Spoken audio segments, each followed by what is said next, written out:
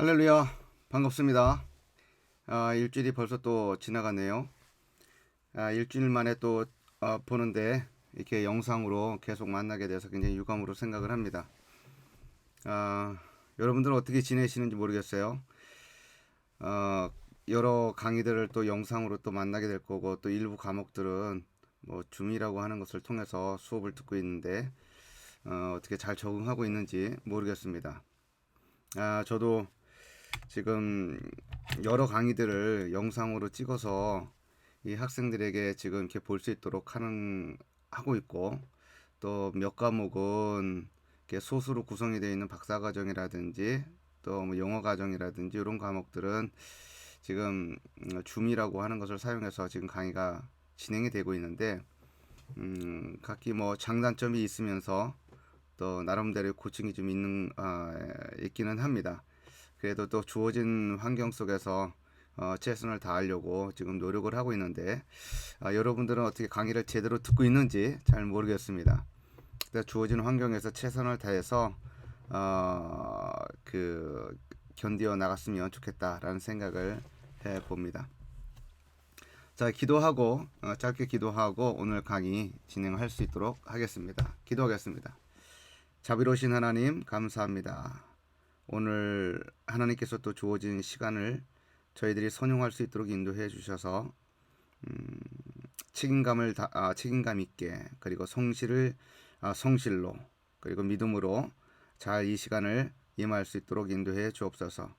최선을 다해서 저희들이 배워야 할 바를 배우는 그런 시간 되게 하시고, 또 강의를 진행하는 저에게는 주님께서 은혜를 베푸셔서 알차고 유의미한 내용들로 이끌 수 있도록 은혜 베풀어 주옵소서. 코로나 바이러스로 더불어서 싸우고 있는 많은 우리 대한민국에 있는 많은 사람들, 그리고 전 세계적으로 고생을 하고 있는 많은 사람들에게 힘을 주셔서 조속히 시국이 종료될 수 있도록 은혜를 베풀어 주옵소서. 감사드리고 예수님 이름으로 기도하였습니다. 아멘. 자, 오늘 여러분들과 같이 공부해 보려고 하는 내용은 시편 장르에 관한 내용입니다. 시편 장르에 관한 내용. 여기 제목에는 확인 및 분석 이렇게 되어 있어요. 저 제목이 어느 정도 걸맞지 않나라고 생각을 해봅니다. 그러니까 시편을 연구하는 데 있어서 장르 확인의 중요성과 또 그것을 분석해 나갈 때 어느 부분을 들여다봐야 하는지에 대한 내용이 되겠습니다. 오늘 이제 조금 내용을 좀 세분화시켜 보면 크게는 두 가지 내용을 공부하는 거예요. 시편 장르의 확인의 중요성에 관련된 내용이 한 가지고, 이것은 뭐 그렇게 크게 길지는 않을 겁니다. 두 번째는 장르 확인입니다. 시편이라고 하는 이 1편서부터 150편까지로 구성이 되는 이 시편이 그냥 시편이라고 하는 시라고 하는 이 장르로 끝나지 아니하고, 그 안으로 들어가 보면 여러 장르가 있다라고 하는 것을 우리가 발견하게 되는데, 그것을 그냥 어떤 기준 없이 그냥 단순하게 기준 없이 그냥 여러 종류가 있다라고 하는 것이 아니라, 유사한 양식에 따른 장르 한 부류하고, 그 다음에 유사 내용에 따른 장르 한 부분하고, 이제 그런 부분을 근거로 해서 좀 이렇게 나눠서 이렇게 살펴보려고 합니다. 유사한 양식에 따른 장르 하나하고 유사한 내용에 따른 장르 한 부류. 그래서 여기에 초점을 맞춰서 진행을 하도록 하겠습니다. 자, 먼저 장르 확인의 중요성입니다. 장르 확인의 중요성.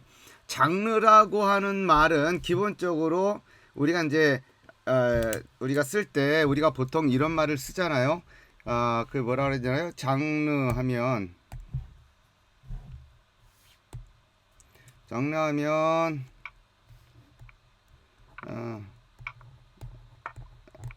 이렇게 쓰잖아요. 근데 이거 말고 우리가 쓸 수 있는 쓸 수 있는 말은 뭐 타입이라든지, 그죠? 그 다음에 캐리고리, 라는 말을 쓸 수 있어요. 조금 더 예쁘게 좀 써봐야겠는데요. 잠시만요. 우리가 일상적으로 쓰는 말들 중에는 이제 장르라고 하는 말이 있지만 그거 말고도 우리가 타입이라는 말을 쓸 수가 있고요. 타입, 그죠? 그 다음에 뭐 캐리고리라고 하는 말을 쓸 수 있어요. 그죠?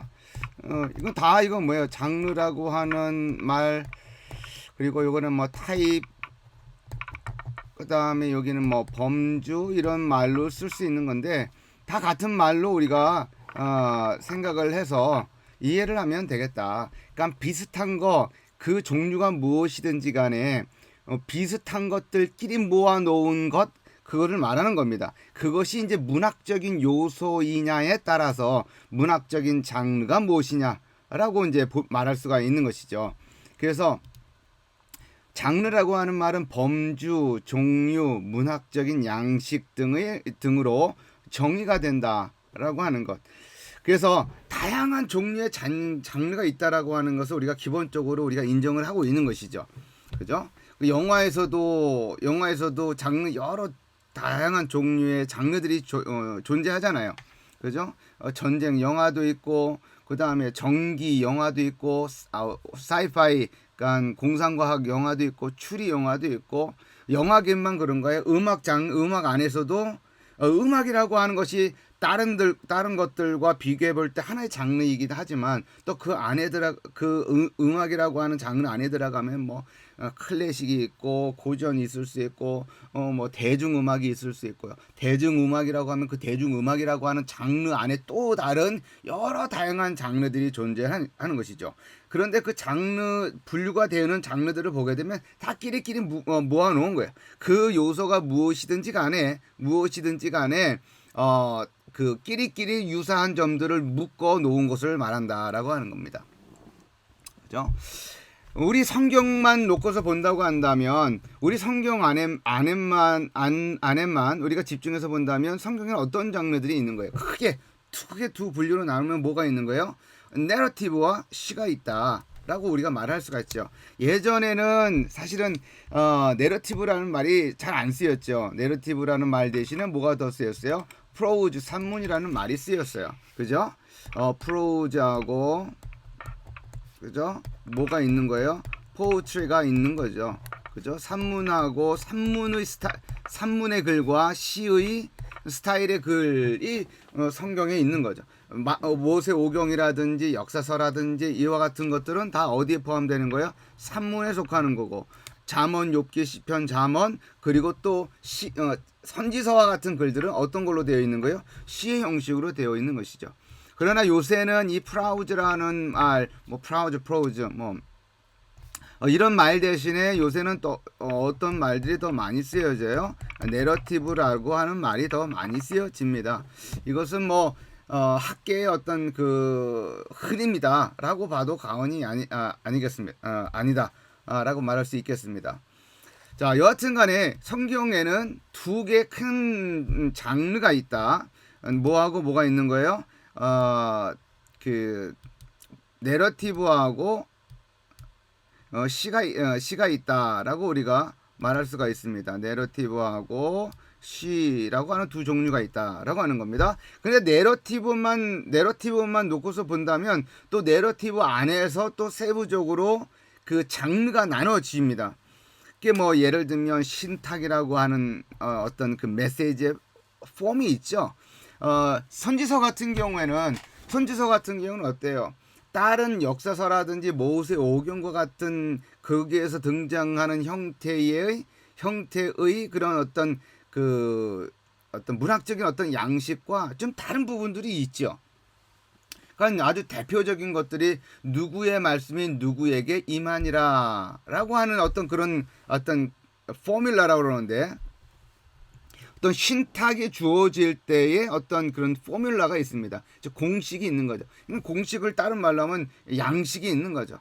이사야 선지서 1장 1절에 보면 유다 왕 우시아와 요담과 아하스와 히스기야 왕 시대에 아모스의 아들 이사야에게 여호와의 말씀이 임하니라라고 하는 것처럼 그런 어떤 다른 어떤 책들에겐 존재하지 않는 어떤 그 선지서에서만 나타나고 있는 선지서 내의 그 내러티브 안에서 일부 나타나고 있는 어떤 양식이 있다. 신탁에.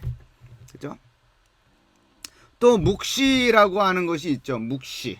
그죠? 뭐 다니엘과 같은 어떤 그 책들 같은 경우에는 모세오경이라든지 역사서라든지 또는 선지서하고도 그러니까 대조가 될 수 있는, 비교해 볼 수 있는 어떤 양식이 존재합니다. 그러니까 지금 현재 일어나고 있는 일들에 대해서 얘기하는 것이 아니라 앞으로 되어질 일들에 대해서 현재의 내용을 근거해서 앞에 되어질 일들을 내다보면서 쓰는 어떤 방식의 글들이 존재한다라고 하는 거죠.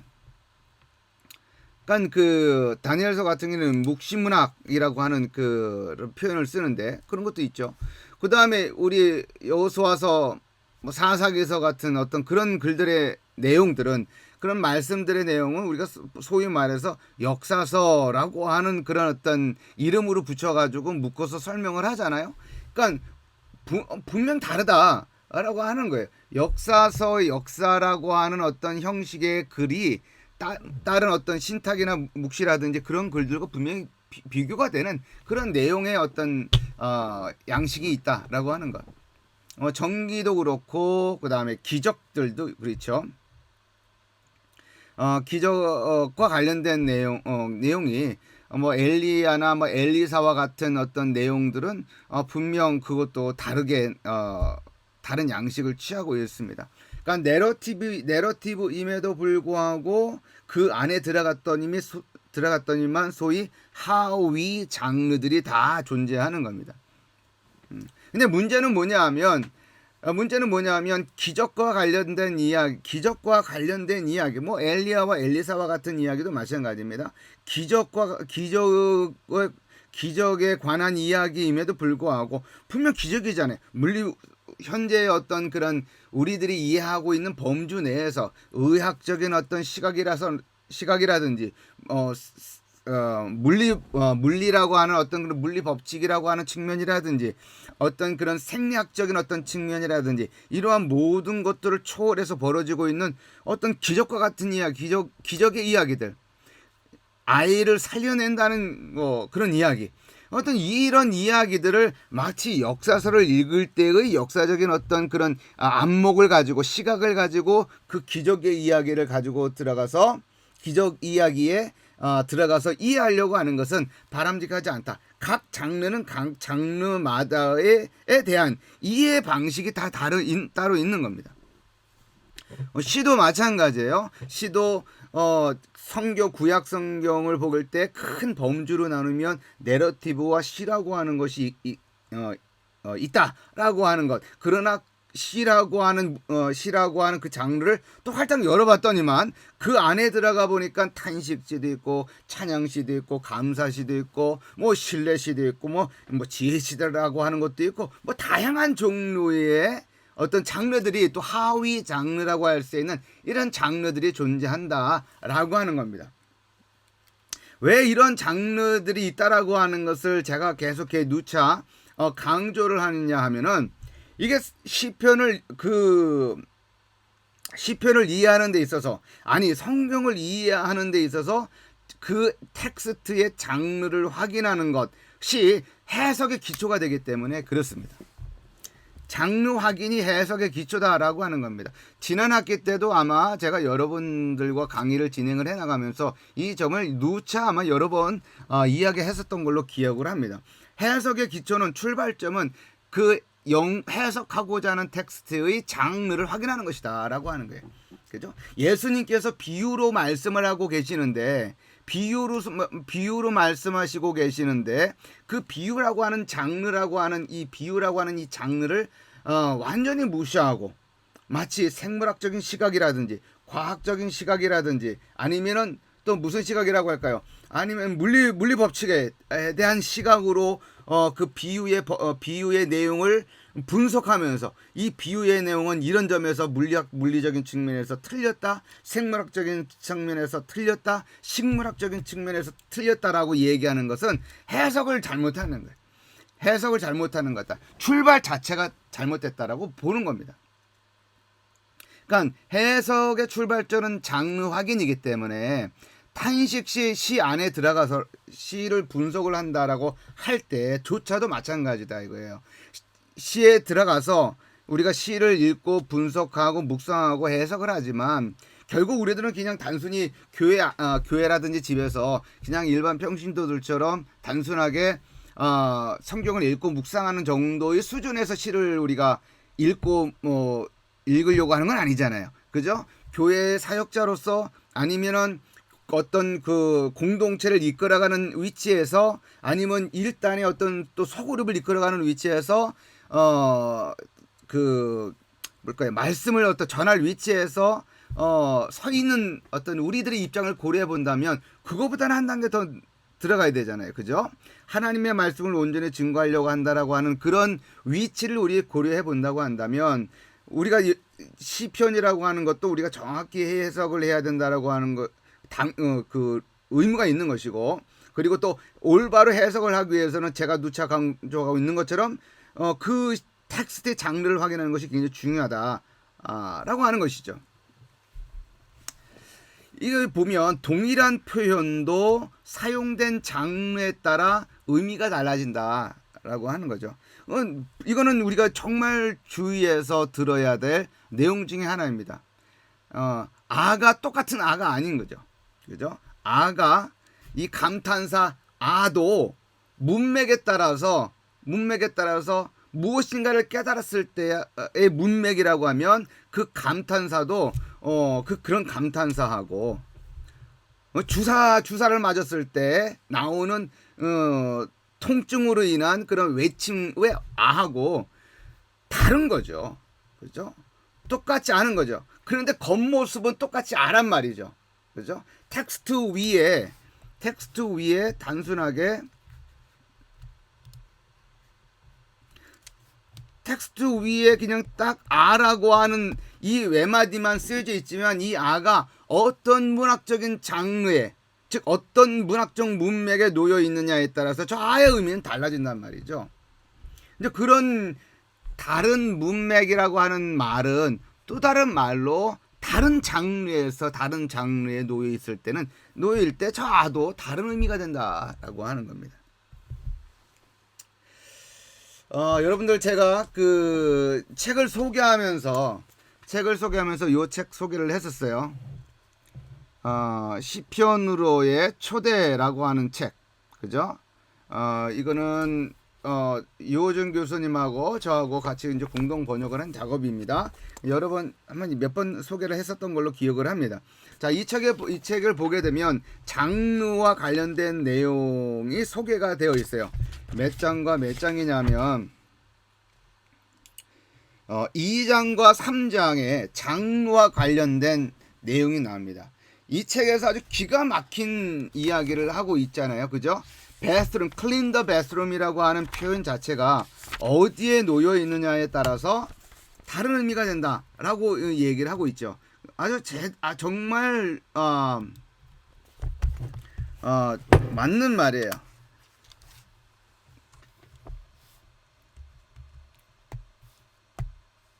자, 보면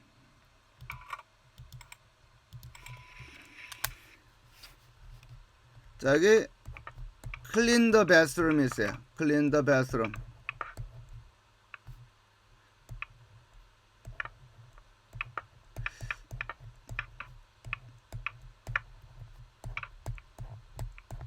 자, 이 clean the bathroom이라고 하는 거는 뭐 당연히 방 청소해라, 화장실 청소하라라고 하는 말이잖아요. 그죠? 그런데 이 문구가 아들, 즉 자신의 아들 방문 앞에 이게 대학생 방문 앞에 여기 이제 손잡이가 있고 여기에다가 붙여 놓는 거예요. clean the bathroom. 방 청소해라. 아니 화장실 청소해라 라고 하는 말이 이렇게 쓰여 있고 그 옆에 뭐라고 또 있냐면은 휴지통 비워라, 설거지도 해야라, 해놔라, 또 빨랫감들은 바구니에 넣어놔라, 뭐 이런 등등의 글과 함께 맨 위에 clean the bathroom이라고 하는 표현을 써놨어요. 자, 이거는 아들에게 이게 뭐 이렇게 일종의 투두 리스트인 거죠. 투두 리스트. 아들에게 해야 할 목록, 투두 리스트, 해야 할 목록을 써놓은 거죠. 그런데 이 clean the bathroom이 어떤 주유소 들어가는 입구에 플랜카드에다가 써놓은 거예요. 이거를. clean the bathroom이 주유소 들어가는 입구, 큰 주유소 들어가는 입구에다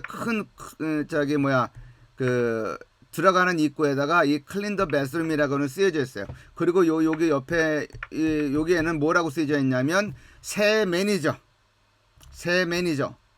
그리고 또 커피 무료, 또 신선한 커피 항상 대기, 이와 같은 글들이 쓰여져 있는 거예요. 자, 이거는 여기에서의 그 아들 방문에 붙여 놓았을 때의 문맥에서의 clean the bathroom은 화장실 청소해라고 하는 이제 명령이 되는 거죠. 그런데 이 주유소 입구에 clean the bathroom이라고 하는 이 표현이 붙어 있는 이 플랜카드에 있는 이 표현은, 그리고 요게 뭐 새로운 매니저, 신선한 커피 항상 대기, 이와 같은 표현과 같이 쓰여져 있는 이 clean the bathroom은 그냥 방 청소해라고 하는 명령이 아니란 말이에요. 무슨 말이냐? 화장실이 깨끗하다, 항상 깨끗한 화장실이 준비가 되어 있다라고 하는 말이란 말이에요. 어때요? 표현 자체는 똑같잖아요. 여기도 clean the bathroom, 여기도 clean the bathroom이라고 하는 똑같은 표현이 있지만 그 표현 자체가 다른 문맥에 쓰이다 보니까 의미가 어떻게 되는가? 의미도 변한단 말이에요. 이제 이런 거를 우리가 고려해 본다면 시편에서 장르를 확인하는 것이 굉장히 중요하다. 아들의 방문 앞에 있는 그 투두리스트의 clean the bathroom을 방문이라고 방 앞문에 붙여 있는 그 투두 리스트라고 하는 그 장르 자체를 우리가 무시해버리고 방이 깨끗하다라고 하는 의미로 해석하면 잘못 해석하는 거죠. 주유소 앞에 있는 그 플랜카드를 있는 그 글씨를, 그 표현을 주유소라고 하는 이 문맥과 그 같이 쓰여 있는 표현들을 완전히 무시하고 그 장르를 무시하고 clean the bathroom을 주유소 와서 주유소 화장실을 청소하십시오라고 하는 말로 이해를 하면 완전히 크게 오해한 것이다 라고 하는 것이죠.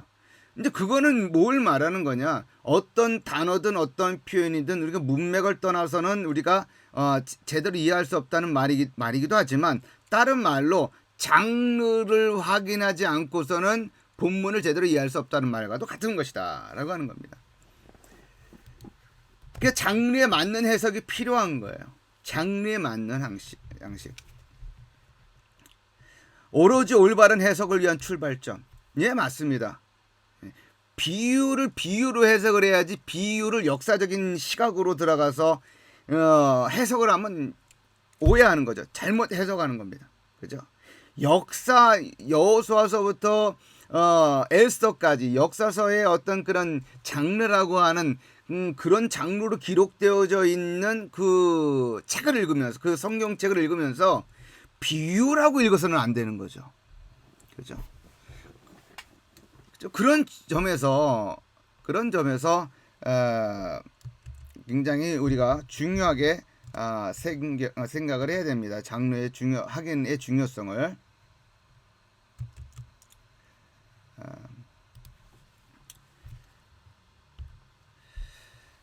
자, 그것과 함께 다시 시편을 묵상할 때 장르를 살피면서 던져야 할 4가지 질문이 있습니다. 이것은 여러분들이 시편을 읽어 나가면서 계속 질문을 던져보는 겁니다. 자기 자신에게. 첫째는 뭐냐면, 화자의 삶에 무슨 일이 벌어지고 있는가? 화자가 처한 상황이 고통 가운데 있는지, 기쁨 가운데 있는지, 확신 가운데 있는지, 시인 혹은 화자가 처한 상황을 면밀히 살피는 것이다 라고 하는 거예요. 여기 시편을 우리가 읽으면 거기에서 말하는 그 주인공이 있단 말이에요. 예? 시인이라고도 우리가 이제 뭐 이야기도 하지만 화자라고도 말을 하기도 합니다. 그러니까 그 시편을 이렇게 우리가 읽으면 그 시편이라고 하는 시편이라고 하는 그 뒤에서 말하고 있는 존재가 있단 말이에요. 시인이. 그 시인이 지금 어떤 상황에 처해 있는가를 살피는 것이 중요한 거예요. 그 처한 상황을 비주얼라이즈 해야죠. 그러니까 그 시각화하는 것, 또 언어로 표현해 놓는 것이 이 시를 이해하는데 굉장히 도움이 됩니다. 다시 한번 첫째, 그 시의 주인공, 그 시의 화자가, 그 시의 시인이 어떤 상황에 놓여 있는가를 분명하게 규명할 수 있도록 하라라고 하는 것. 둘째, 화자는 어떤 이유로 누구에게 말하고 있는가라고 하는 게, 아니 시편을 우리가 이제 이렇게 읽고 해석을 하면서 이걸 단지 이걸 누구에게 말하고 있다니? 당연히 하나님한테 말하는 거 아니야? 라고 말할 수 있겠지만 그렇지가 않습니다. 자, 화자는 어떤 이유로 누구에게 말하고 있는가? 화자가 하나님에게 말하고 있는가? 하나님이 아니라 청중에게 말하고 있는 것은 아닌가? 아니면 혼자 고백을 하고 있는가? 라고 하는 것을 봐야 되는 거예요. 그냥 시편 1편서부터 150편을 무조건 무턱대고 하나님께 드려지는 것으로 시편을 보면 그건 잘못 보는 겁니다. 시인이 하나님에게 말하는 경우, 시인에게 기도하고 찬양하고 말하는 것이 있고, 또 시인이 청중들에게 말하고 있는 것도 있단 말이에요. 근데 청중에게 지금 말하고 있는데 하나님에게 말하고 있는 것으로 해석을 하는 경우가 너무 많은 거예요. 이따가 한번 우리가 확인해 볼 겁니다. 이거는 굉장히 잘못된 거예요. 또 시인이 혼자 고백을 하고 있는데 그 혼자 고백하고 있는 내용을 하나님이 말하고 있는 것으로, 아니 하나님에게 말하고 있는 것으로, 또는 사람에게 말하고 있는 것으로 오해하는 경우도 있습니다. 다시 한번, 시인은 지금 이 시를 누구에게 말하고 있는가, 그 대상을 정확하게 하는 것이 중요하다. 셋째, 사용된 특정한 표현은 무엇인가? 자, 즉 시인 혹은 화자는 지금 어떤 표현들을 사용해서 자신이 처한 상황 및 고백을 드러내고 있는가를 살펴야 한다라고 하는 거예요. 시인은 아주 독특한, 이제 종종 자기 그 시 안에 독특한 표현들을 사용을 합니다. 우리가 지난 시에 시의 특징으로 해서 간결하다 그랬어요. 시의 특징 중에 첫 번째 특징으로서 간결성, conciseness, terseness 이렇게 얘기했습니다. 간결하다고 하는 것은 말을 많이 하지 않는 거죠. 즉 짧게 하는 겁니다. 많은 단어를 사용하는 것이 아니라 적은 단어들을, 굉장히 정제된 단어들을, 굉장히 선택된 단어를 쓰는 거예요. 그렇죠? 자, 그런데 선택된 단어들을 쓸 때 그냥 아무 단어나 선택을 하나요? 그렇지 않습니다. 그런 게 아니에요. 즉흥시라고 생각을 하면 안 됩니다.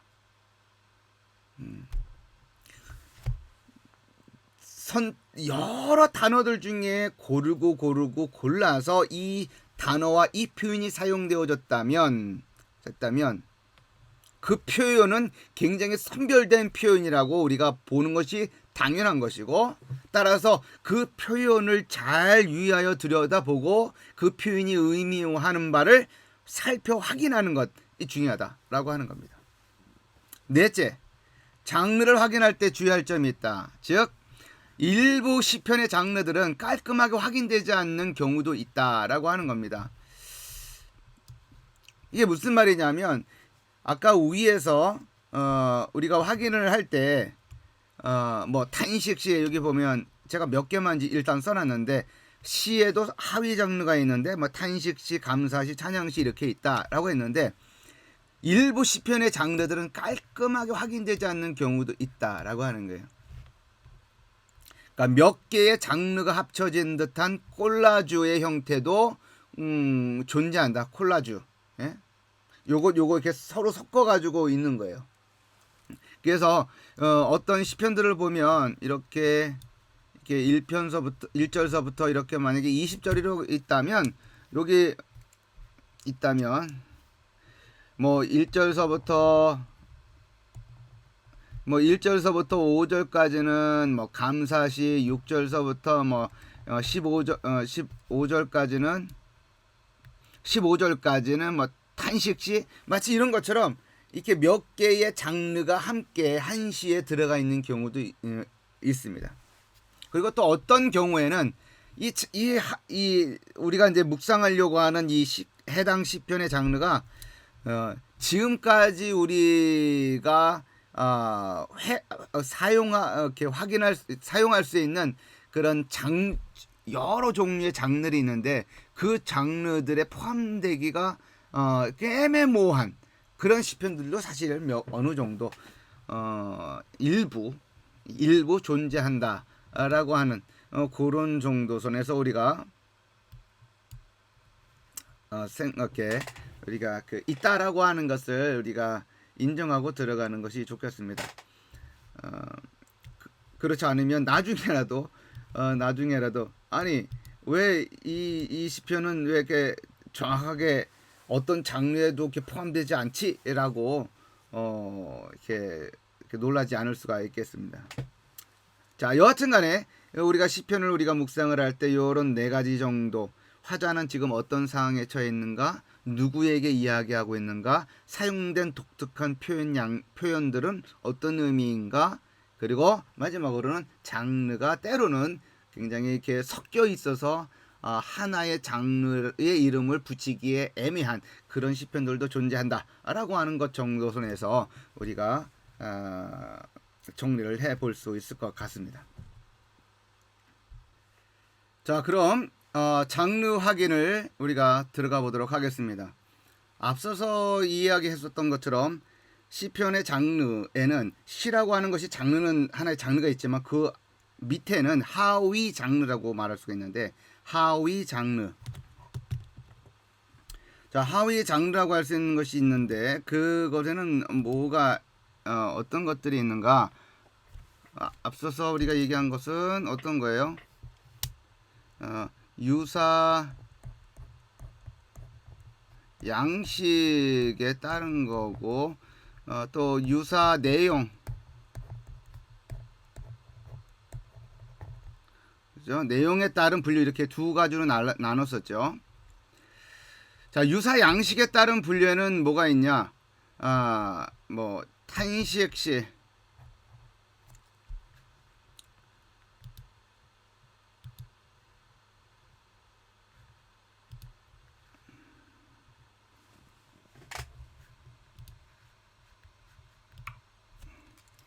이런 거예요. 뭐 탄식시,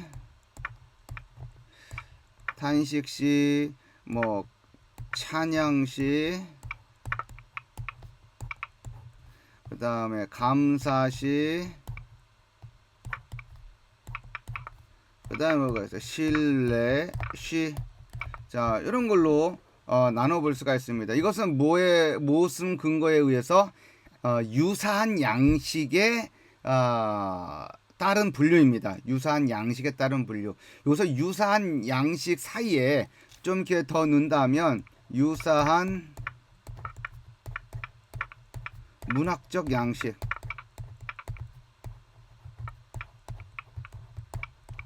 그러니까 조금 더 다른 말로 하면 일종의 패턴이 존재합니다. literary 패턴이 있어요. 패턴. 여러분들이 요 패턴 혹은 특징들, 양식상의 특징들을 여러분들이 주목을 해보면서 살펴보면 좋겠다라고 생각을 합니다. 자, 첫 번째는 탄식시예요. 탄식시는 이런 그 왼쪽에 양식이라고 부를 수 있는 이런 특징들이 존재합니다. 이런 어떤 색이 좋아요? 예. 자, 여기 보면 5가지 양식이 있어요. 5가지 양식. 위기 상황 묘사. 예.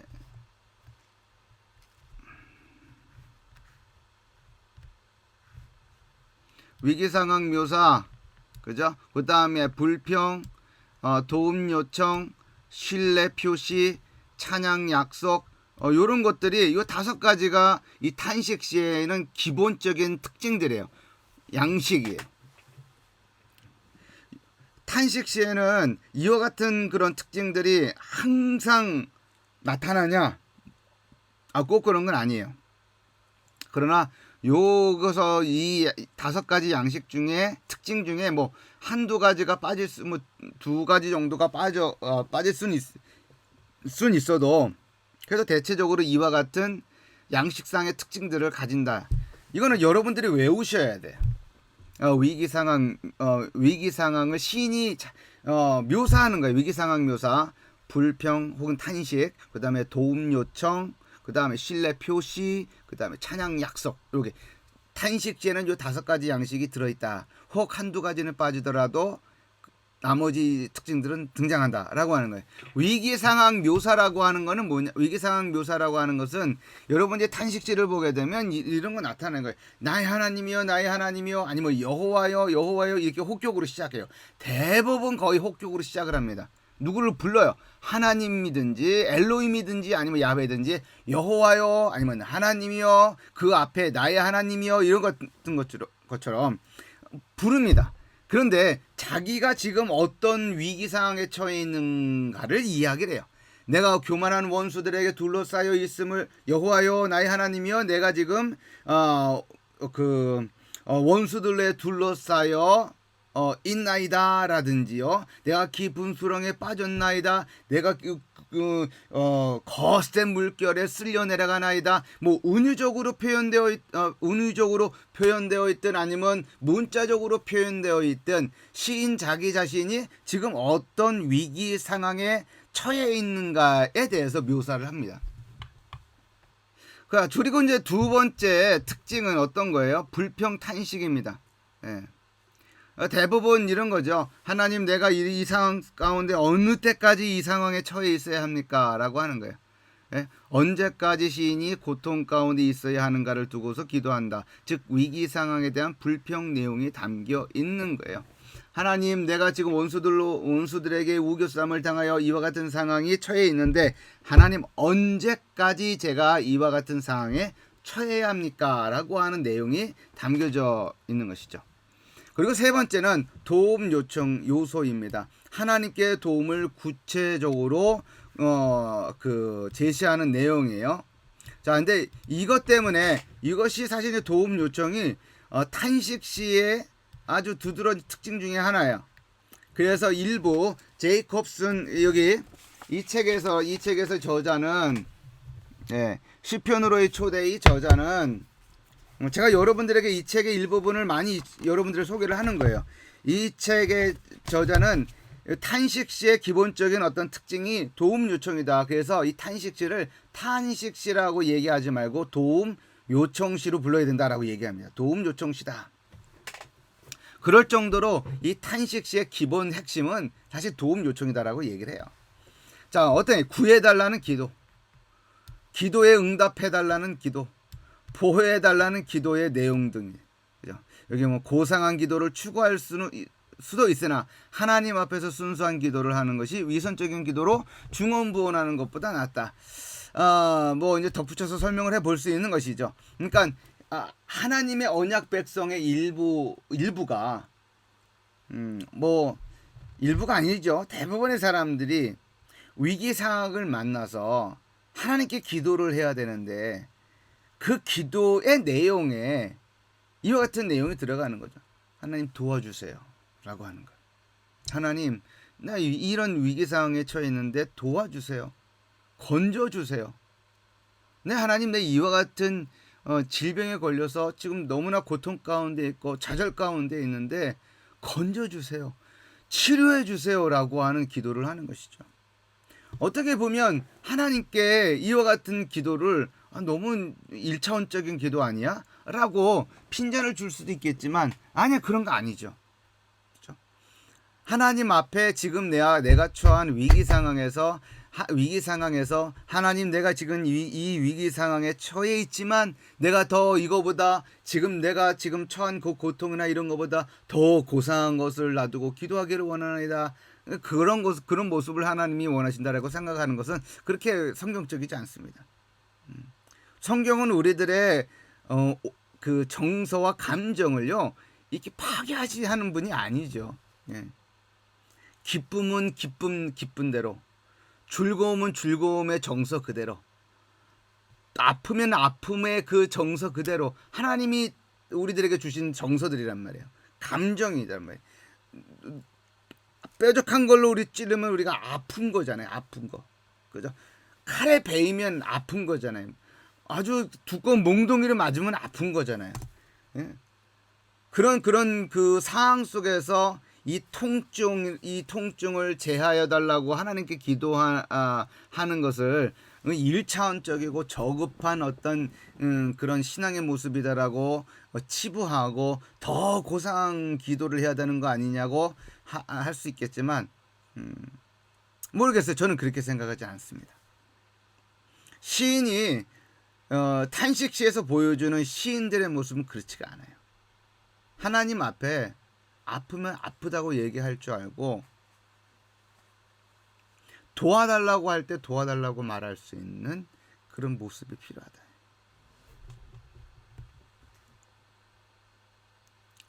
그래서 여러분, 저도 저를 포함해서도 우리 수업을 듣고 있는 이 원우들 모두 각자 처한 상황과 그 상황이 다 다르잖아요. 근데 다른데 모르겠어요. 저는 제가 신대원 다닐 때 너무나 고생을 많이 해서 지금 여러분들도 고생을 많이 하시겠지만 저도 신대원 다닐 때 그 재정적인 지원을 하나도 받지 못한 상태에서 저도 그 공부를 했기 때문에 정말 온갖 아르바이트를 다 했어요.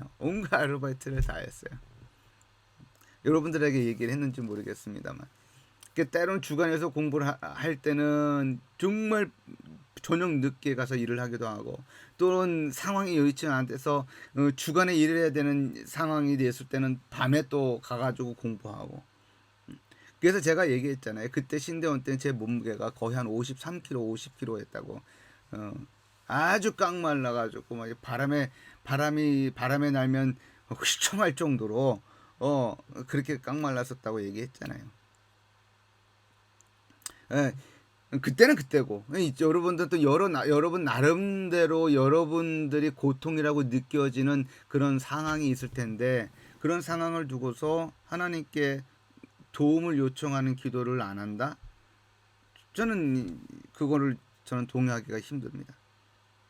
아플 때 아프다고 얘기하고, 감사할 때 감사하다고 하나님께 얘기하고, 좀 고쳐달라고 얘기할 때 고쳐달라고 하나님께 기도하는 거, 하나님께서 치유를 위한 기도에 하나님이 응답하실지 아니하실지의 여부를 떠나서 하나님께 어린아이와 같이 내어놓는 것은 굉장히 중요하다고 생각을 합니다.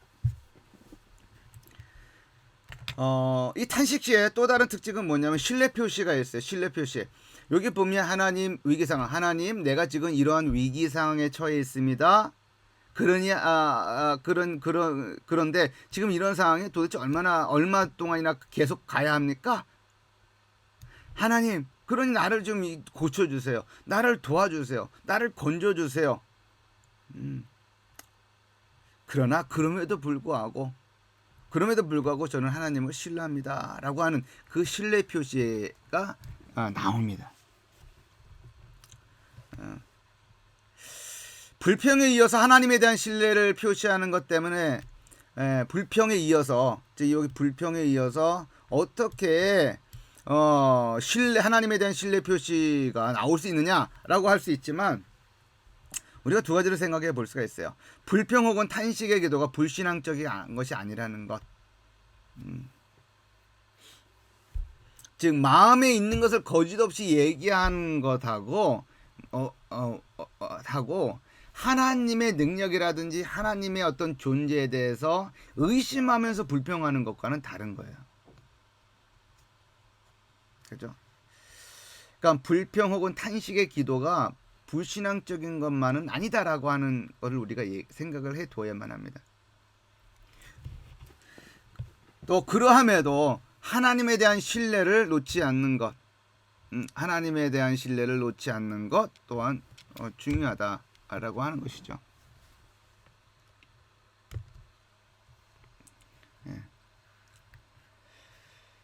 이게 요 신뢰 표시 이것 때문에 미국인들 같은 경우에는 이 신뢰 표시 때문에 많은 사람들이 시편을 사랑하는 거예요.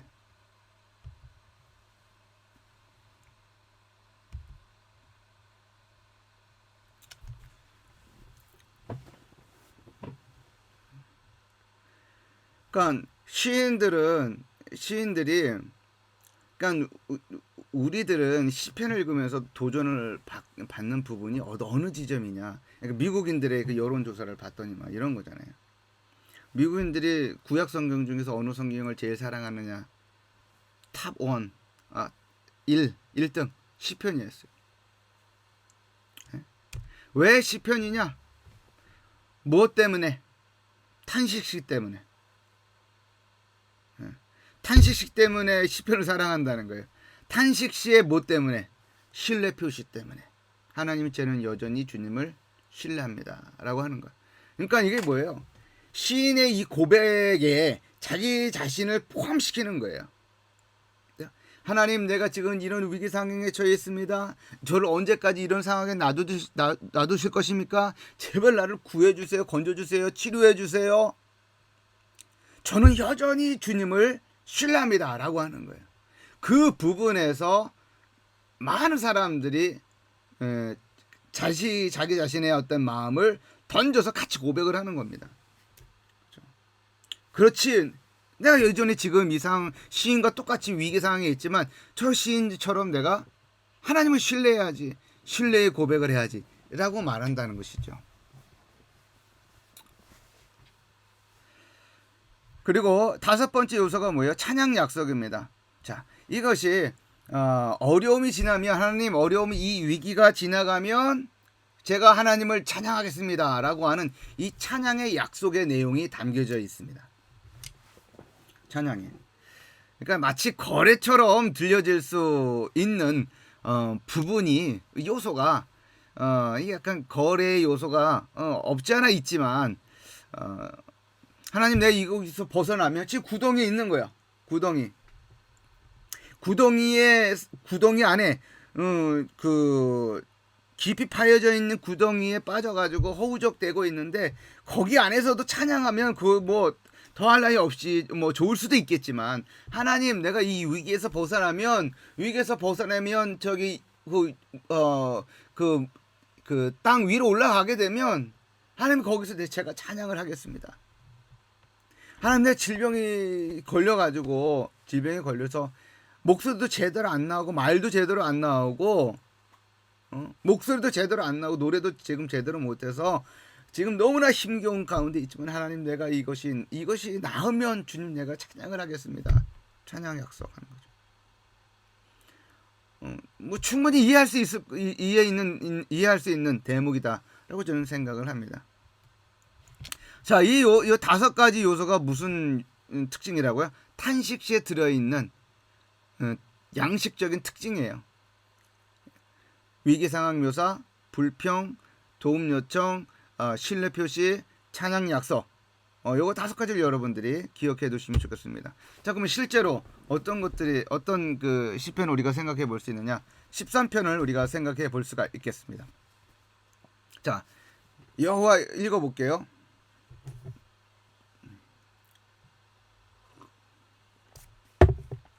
여호와여, 어느 때까지니까 나를 영원히 잊으시나이까? 여기 시작이 뭐로 시작해요? 혹격. 여호와여, 어느 때까지 나를 영원히 잊으시나이까? 지금 벌써 탄식, 여기는 이제 탄식부터 먼저 나오죠.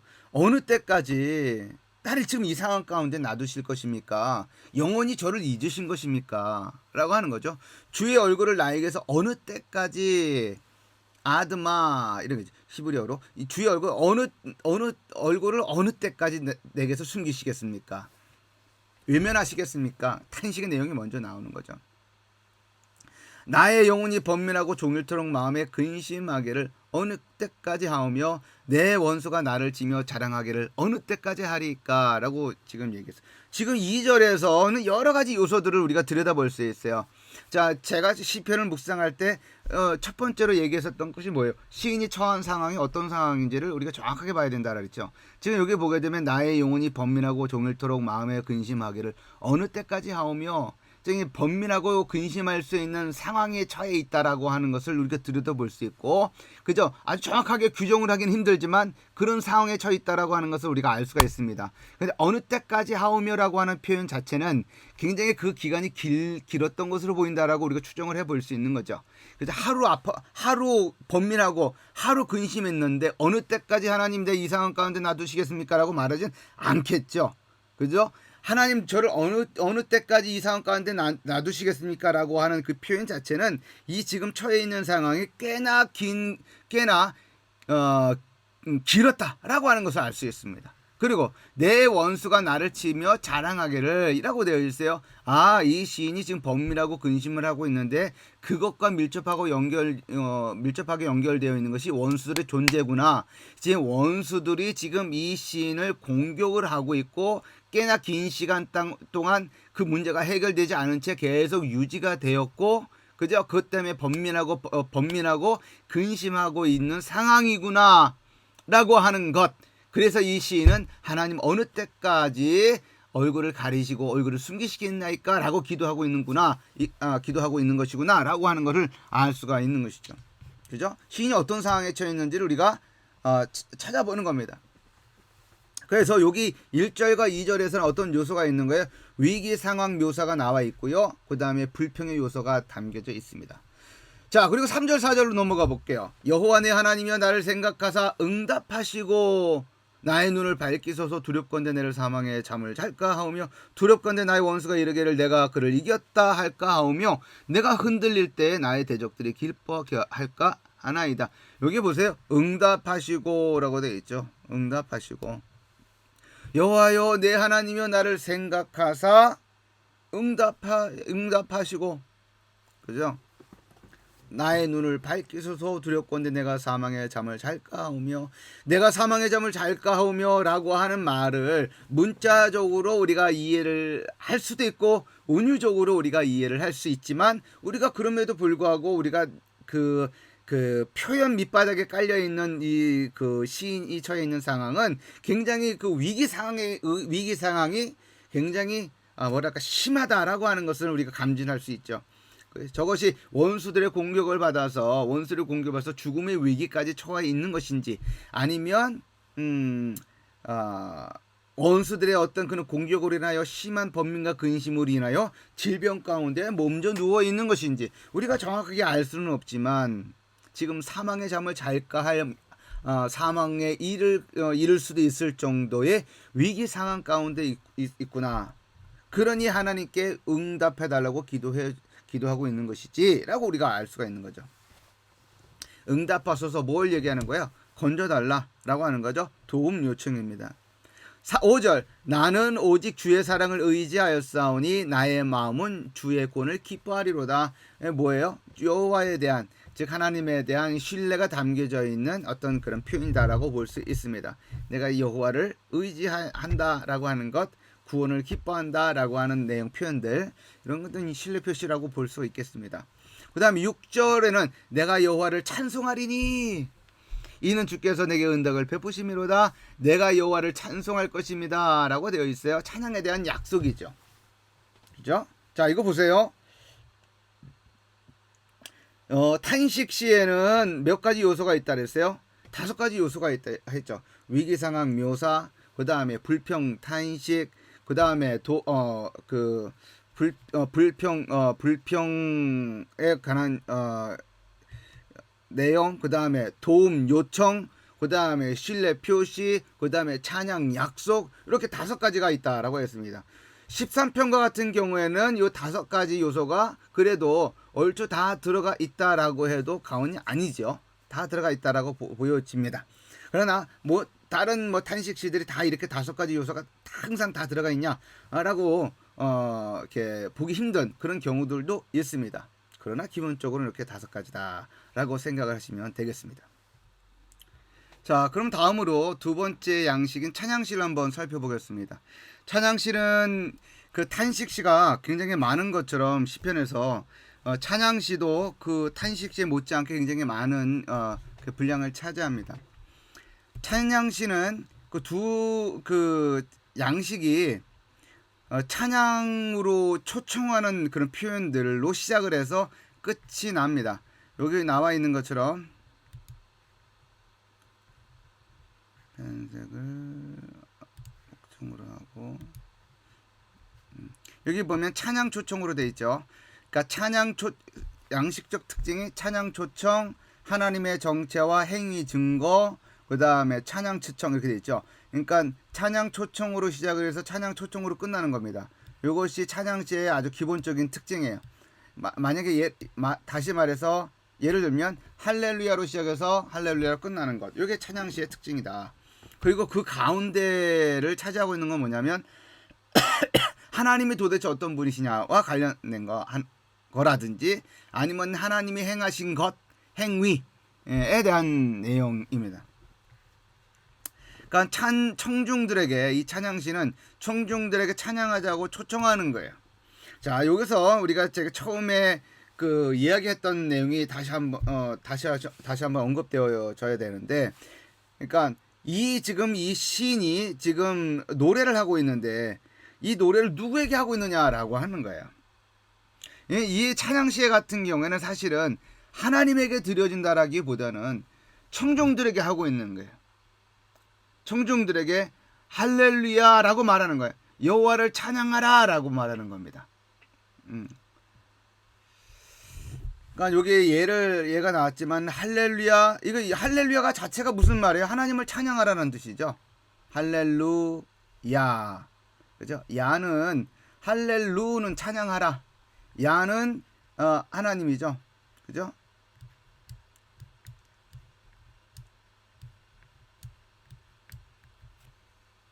여긴 잘 안 써지는데.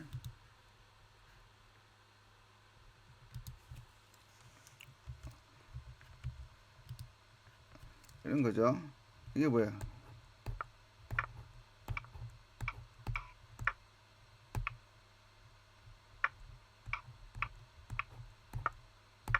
이런 거죠. 예? 이가 할렐루야 하면은 할렐루는 뭐예요? 할랄에서 왔잖아요, 그죠? 할랄은 찬양하다라는 거잖아요. 그 찬양하다 남성 복수 그 복수의 명령형이고 야는 하나님의 약자이잖아요. 그러니까 이건 뭐예요? 그러니까 하나님을 찬양하라라고 하는 표현인데 이 찬양하라라고 하는 표현을 하나님에게 쓰는 거예요? 아니죠. 하나님에게 쓰는 게 아니죠. 청중들에게 쓰는 거죠. 청중들에게. 예. 그러니까 할렐루야라고 하는 말 자체가 하나님에게 써서는 안 되는 거잖아요, 그죠? 하나님을 찬양하라, 하나님에게 하나님을 찬양하라고 명령을 해요? 그렇지 않죠. 그러니까 청중들에게 지금 이제 하나님을 찬양합시다라고 지금 초청하는 겁니다.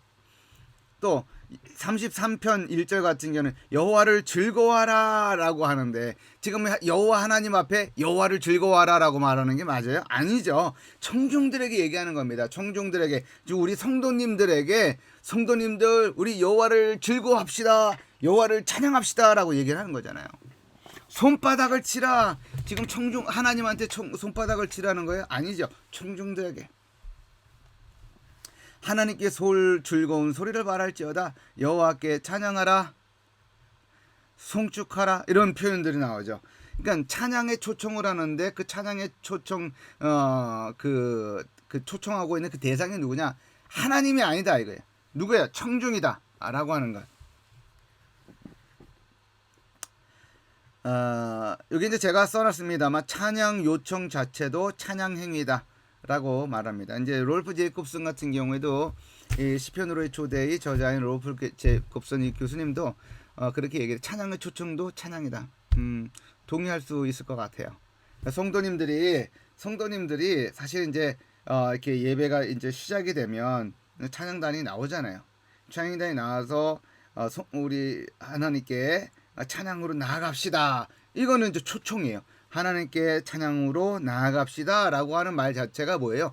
찬양 초청. 근데 그 찬양 초청 자체도 찬양이다라고 보는 것이 맞다라고 하는 것이죠.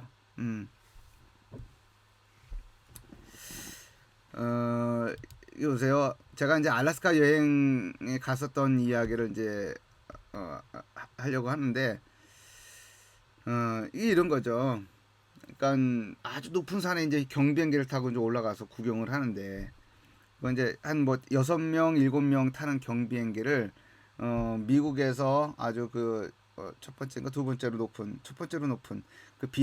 그 산을 마운트 맥킨리라래요. 그 산을 이제 1시간 동안 구경하는 겁니다. 그러면 이제 양쪽으로 이제 이렇게 앉는데 저쪽에는 저쪽 창문으로 이제 볼 거고 이쪽은 이쪽 창문, 저 앉아 있는 건 저쪽 이쪽으로 나 있는 창문으로 이제 볼 거 아니겠어요? 이제 그러면은 보는 거죠. 보다가 정말 멋진 장관이 나오면 여기 옆에 있는 사람 불러서 저기 그 김 집사님 여기 뭐 정말 장면이 멋지다고 여기 한번 보시라고 라고 이제 부르는 거예요. 그런 것처럼 이쪽으로 와서 좀 보세요. 그것도 하나의 초청이고 그것을 우리가 찬양에 접목해서 설명을 하면 우리 찬양합시다라고 하는 표현이라든지 여호와를 찬양하라라고 하는 표현 자체, 그 찬양의 초청 자체도 찬양이다라고 이제 보는 것이 맞겠다 싶은 거예요. 두 번째 행위는 하나님의 정체와 행위 증거입니다. 찬양 시편의 중심에는 하나님이 누구인지와 그의 행적을 노래한다라고 되어 있습니다. 이것이 굉장히 중요해요. 그러니까 찬양 시는 할렐루야라고 하면서 찬양을 초청하는 것과 그 다음에 찬양을 초청하는 걸로 끝이 나는데 그 메인 바디에 핵심에는 무엇이 있냐 하면 바로 하나님이 어떤 분이신가에 대한 내용이 나와요. 하나님이 어떠한 분이신가. 근데 그 어떠한 분이신가 그 내용을 자세히 들여다보면 하나님이 어떤 분이신가에 대한 하나님의 속성과 관련된 내용이 한 부류고 또 다른 부류는 하나님이 행하신 어떤 행위들이 들어가 있어요. 만약에 첫 번째 하나님의 속성과 같으면 하나님의 신실하심에 대해서 얘기를 하고 있다고 한다면 하나님의 행위와 관련된 거라면은 이제 하나님이 이스라엘 백성들을 애굽에서 기적적인 방식으로 끄집어낸 것 어떤 그런 행위들 광야를 지날 때 이스라엘 백성들에게 물을 먹이시고 고기를 제공해 주신 것 뭐 이런 것도 행위들이 있는 거죠. 근데 행위들과 또 한편으로 하나님의 속성들 그러니까 두 개의 이야기가 존재한다. 이게 그 찬양시의 그 핵심에는 하나님의 속성, 하나님이 어떤 분이신가에 대한 내용, 그 다음에 하나님의 행위, 이 두 종류가 같이 그 담겨져 있거나 아니면 하나가 담겨져 있거나 그렇습니다. 그래서 이 찬양시는 어떤 점에서는 간증이다라고 볼 수가 있는 거예요. 간증. 왜 그래요? 성도들에게 아니면 지금 회중에게 하나님을 찬양합시다라고 얘기를 해놓고 지금 이 시인이 이야기하고 있는 것은 하나님이 어떠한 분이신가를 지금 증거하고 있기 때문에 그래요. 그리고 하나님이 지금 자기에게 이스라엘에게 아니면 하나님의 언약 백성에게 어떻게 행하셨는가를 이야기하고 있기 때문에 그렇습니다. 간증이라고 하는 건 뭐예요?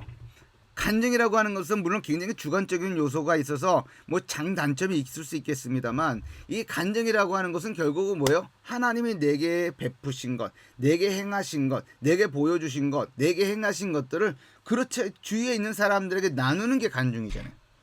나의 개인적인 어떤 삶에 하나님이 어떻게 행하셨는가를 그래서 하나님이 어떠한 분이신가를 주위 분들에게 나눠주는 거, 그거 간증이잖아요.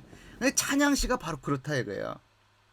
그래서 찬양시 곧 간증시 이렇게 얘기를 해도 전혀 틀린 말이 아니다 라고 하는 거예요. 그래서 제가 지금 이 찬양시가 간증시다라고 하는 걸로 이제 논문을 좀 준비를 하고 있어요. 근데 뭐 이런저런 일로 좀 제대로 진행이 안 되고 있는데 쓸 거예요. 이거는 지금 한국말이 아니라 영어로 이제 쓰고 있는 중인데 뭐 바쁜 일 때문에 자꾸 이제 막 밀려서 제대로 진행이 안 되고 있는데 쓸 겁니다. 왜 찬양시가 간증시인지에 대한 거를. 자, 정리해 볼까요? 찬양시의 속성, 양식적인 특징 세 가지. 찬양 초청, 그다음에 하나님의 정체와 행위 증거, 그다음에 다시 한번 찬양 초청. 이렇게 시작하고 끝난다라고 하는 것이 찬양시의 전형적인 특징입니다. 자, 그러면 여기서 한번 볼까요? 예를 113편.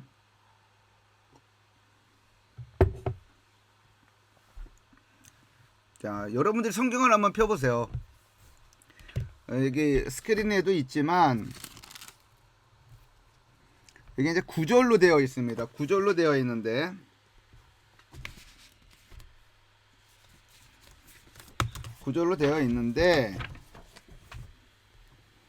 어떻게 시작하고 어떻게 끝나요? 한번 보세요. 어떻게 시작하고 어떻게 끝이 나나요?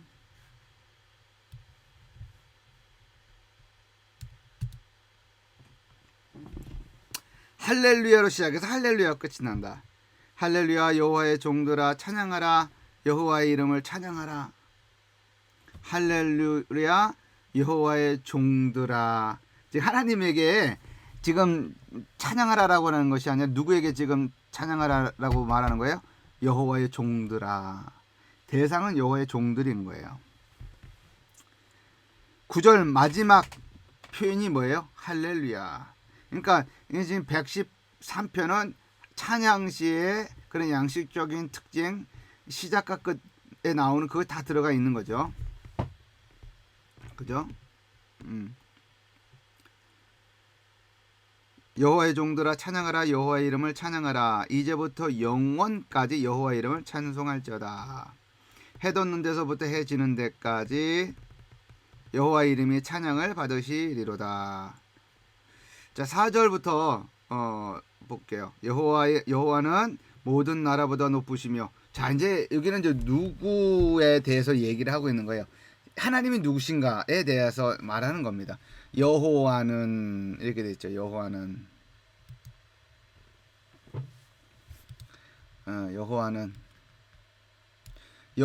모든 나라보다 높으시며 그의 영광 하늘보다 높으시도다.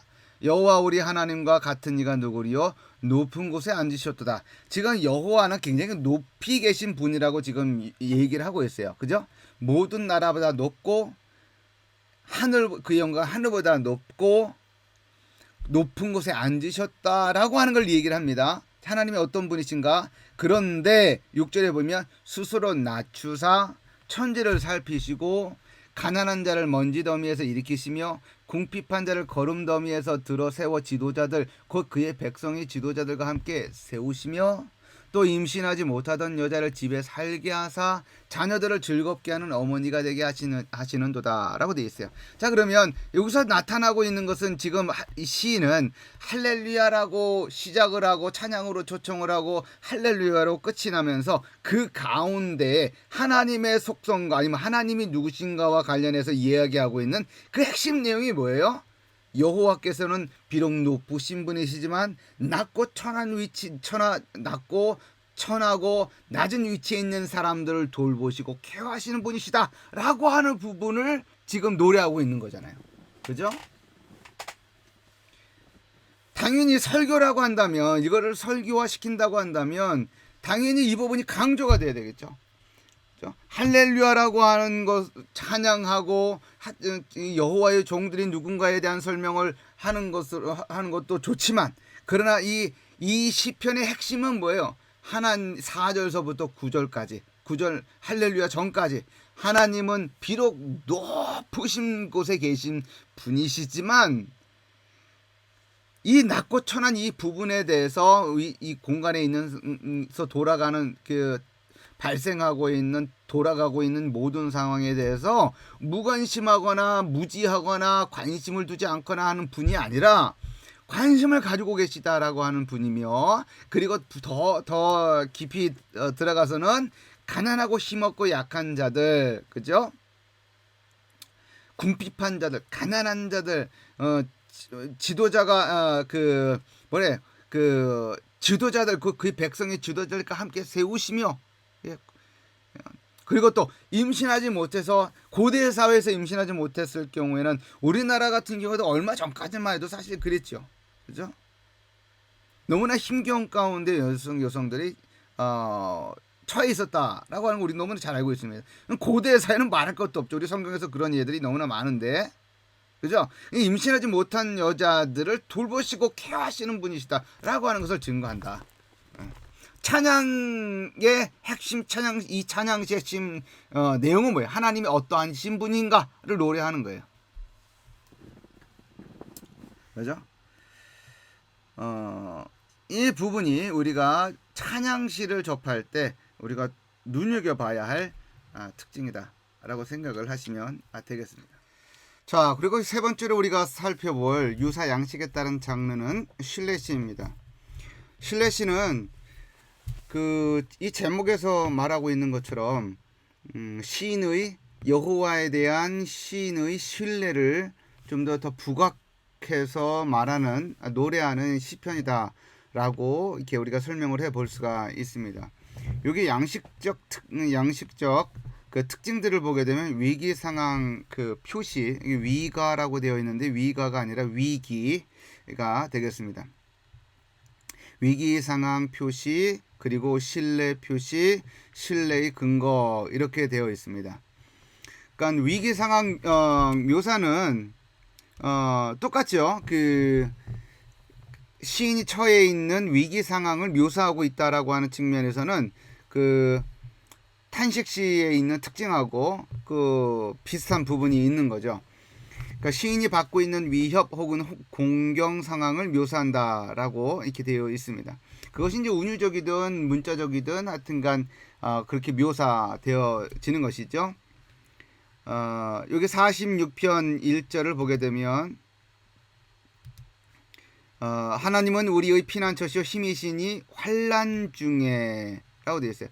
환난이라고 하는 위기 상황이 묘사가 되어 있고, 23편 5절을 보니까 여기는 내 원수의 목전에서 라고 하는 그런 시인이 처해 있는 위기 상황을 묘사를 합니다. 그리고 16편 10절을 보게 되면 이는 내 영혼을 음부에 버리지 아니하시며 주의 거룩한 자로 썩지 않게 하실 것임이니이다 라고 되어 있어요. 음부에 버리지 아니하신다, 하나님께서 음부에 버리지 아니하신다, 내 영혼을 음부에 버리지 아니하신다라고 하는 어떤 위기 상황에 대한 그러니까 그거는 이제 사실은 이제 시인의 어떤 믿음을 표현하는 부분이기도 하지만 하여튼 위기라고 표현될 수 있는 단어가 쓰였다. 27편 3절에 보게 되면 군대가 나를 대적하여 진칠지라도, 그러니까 군대가 여기서 문자적이든 문자적이지 않던 그렇게 여기서는 1차적인 측면에서는 중요한 것이 아니에요. 그러니까 시인이 지금 이와 같이 위급한 상황에 처해 있다라고 하는 것을 알 수가 있는 거죠. 91편 6절에는 흑암 중에 연병과, 그죠? 그 다음에 백주의 황폐케는 파멸을 두려워하네다. 이와 같은 것도 이 시인이 처하는 위기 상황이다라고 볼 수가 있습니다. 자, 그런데 이러한 위기 상황에 있는 이 시인은 무엇을 고백을 하냐면 여호와에 대한 신뢰를 표현을 하죠. 예를 들어서 이제 내게 부족함이 없으리로다라고 하는 시편 23편의 시처럼, 그 다음에 27편의 1처럼 내가 누구를 두려워하리오라고 하는 그런 어떤 하나님에 대한, 하나님의 보호하심, 하나님의 인도하심, 하나님의 공급하심에 대한 신뢰를 표현을 합니다. 23편과 같은 경우에는 우리가 잘 알고 있는 시편 아니겠어요? 23편 같은 경우에는 여호와는 나의 목자시니 내게 부족함이 없으리로다. 사실 이제 앞부분 상반절과 하반절이 사실 인과관계가 있는 거죠. 내가 지금 부족함이 없으려다라고 고백할 수 있는 것은 여호와께서 나의 목자가 되신다라고 하는 사실에 터하는 것이죠. 사실에 기반하여서 내가 부족함이 없을 것이다라고 하는 이야기를, 그런 신뢰를 표현하는 겁니다. 그 다음에 27편 1절 같은 경우에도 내가 누구를 두려워하리요라고 되어 있는데, 그 앞부분에는 뭐라고 되어 있냐면 여호와는 나의 빛이요 나의 구원이시니 내가 누구를 두려워하리요. 그죠? 그러니까 그 인과관계가 있는 거죠. 내가 두려워하지 않은 것은 여호와께서 나의 빛이 되시고 나의 구원이 되시기 때문입니다라고 하는 거죠. 더 계속 읽어보면 여호와는 내 생명의 능력이시니 내가 누구를 무서워하리요라고 되어 있어요. 내가 그 누구도 무서워하지 아니할 것은 여호와께서 내 생명이시기 때문이다라고 하는, 상반절과 하반절 사이에서의 서로의 인과관계가 성립되는 그런 그런 방식으로 묘사되어 있는 것을 볼 수가 있습니다. 그죠? 그러니까 이 신뢰 표시가 아주 두드러진 어떤 시편입니다. 그 다음에 세 번째 특징이 뭐예요? 신뢰의 근거입니다. 그러니까 우리가 신뢰표 23편 1절과 27편 1절에서 얘기했던 것처럼 내가 어떤 신뢰를 표현할 수 있는, 신뢰를 드러낼 수 있는, 여호와에 대한 신뢰를 드러낼 수 있는 근거를 더 핵심적으로 이제 드러내는 시편이 신뢰시인데, 그 신뢰 그 근거가 되는 것들 중에 핵심이 되는 것이 뭐냐면 임마누엘 신앙입니다. 여호와께서 나와 함께 하신다라고 하는 그 임마누엘 신앙이 핵심이 되는 것이죠. 23편 4절에 봐도 여호와 주께서 나와 함께 하심이라. 23편 여기 그 23편 그 4절에 있는 저 표현 있죠. 주께서 나와 함께 하심이라라고 하는 요 표현은,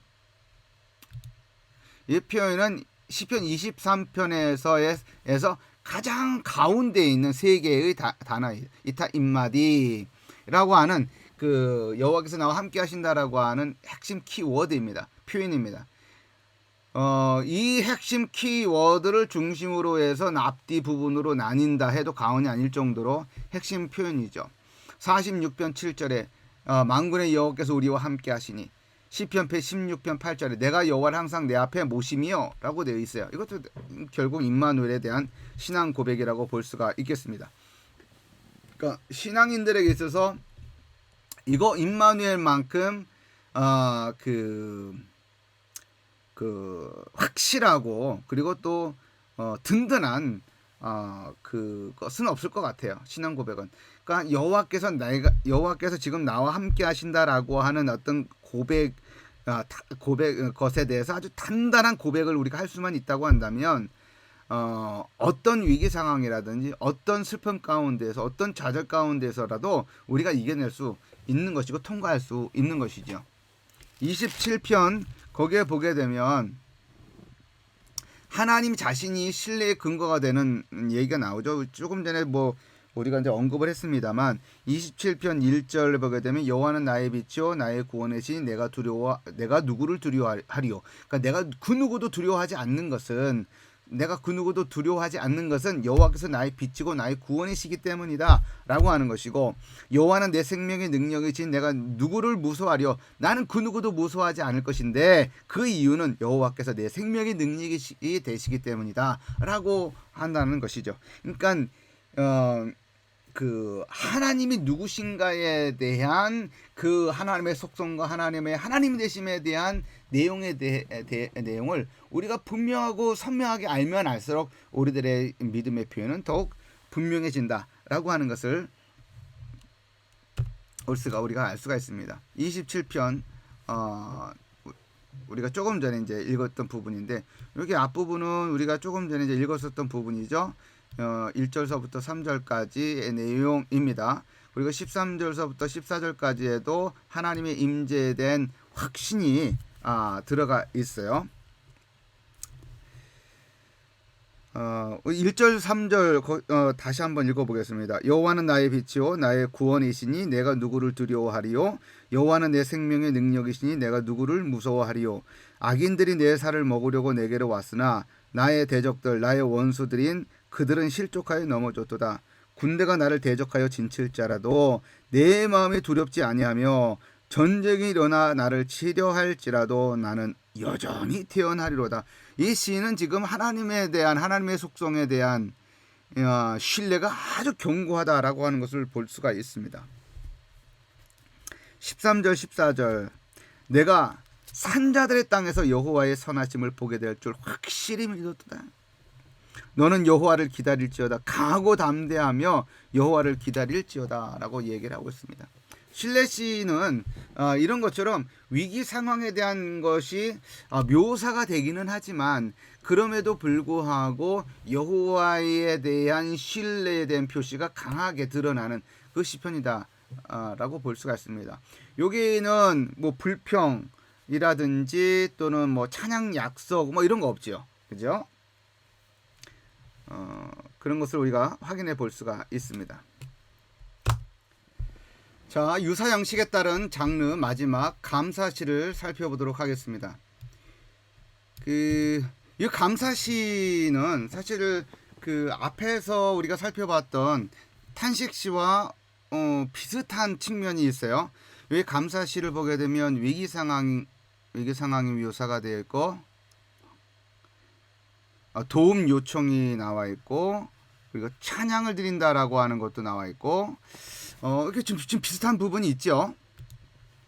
자, 그런데 우리가 주의해야 될 것이 뭐냐면 이 감사시를 볼 때 이것이 탄식시인지 감사시인지 우리가 구분하지 못하고 그냥 탄식시인가 보다라고 넘어가는 경우가 많이 있습니다. 근데 우리가 구분해 내야 될 줄 알아야 돼요. 여기 감사시는 이 감사시에 묘사되어 있는 위기 상황 묘사라든지 도움 요청이라든지 도움 묘사 이거는 다 과거에 있었던 거예요.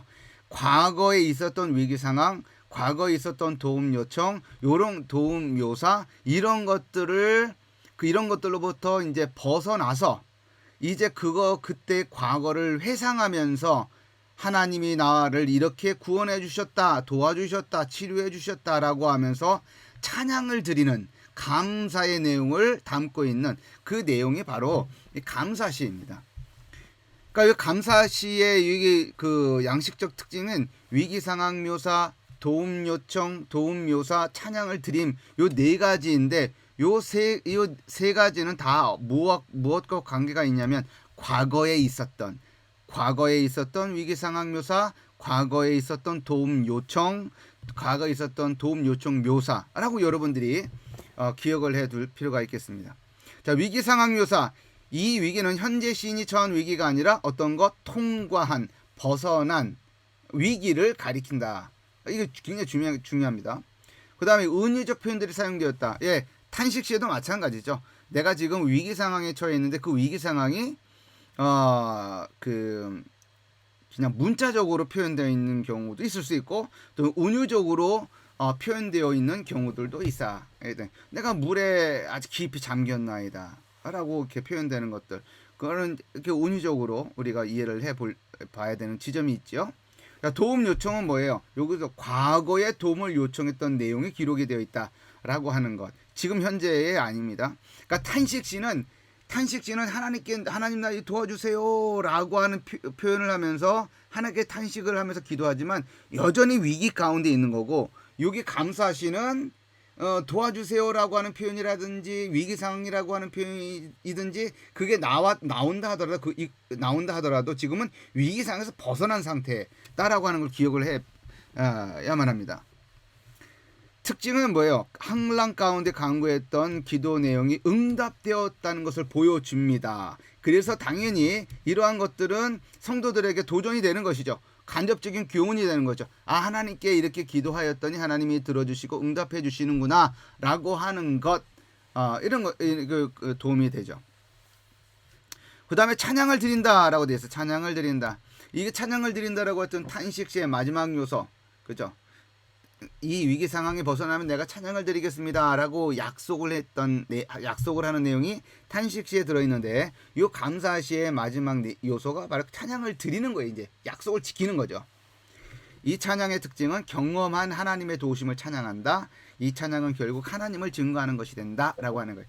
찬양시는 뭐예요? 찬양으로 초청하는 것과 찬양으로 초청하는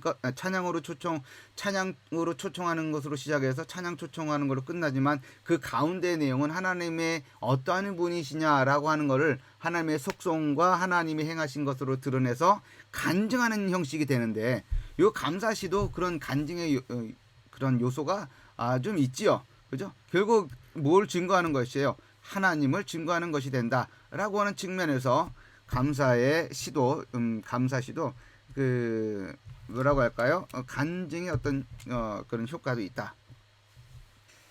자, 여기서 30편을 한번 볼까요? 30편을 보게 되면 여러분들 성경을 펴서 한번 보겠습니다. 1절서부터 3절까지의 내용이죠. 이제 1절서부터 12절까지로 구성이 되어 있는데, 1절서부터 3절까지 한번 제가 읽어보겠습니다.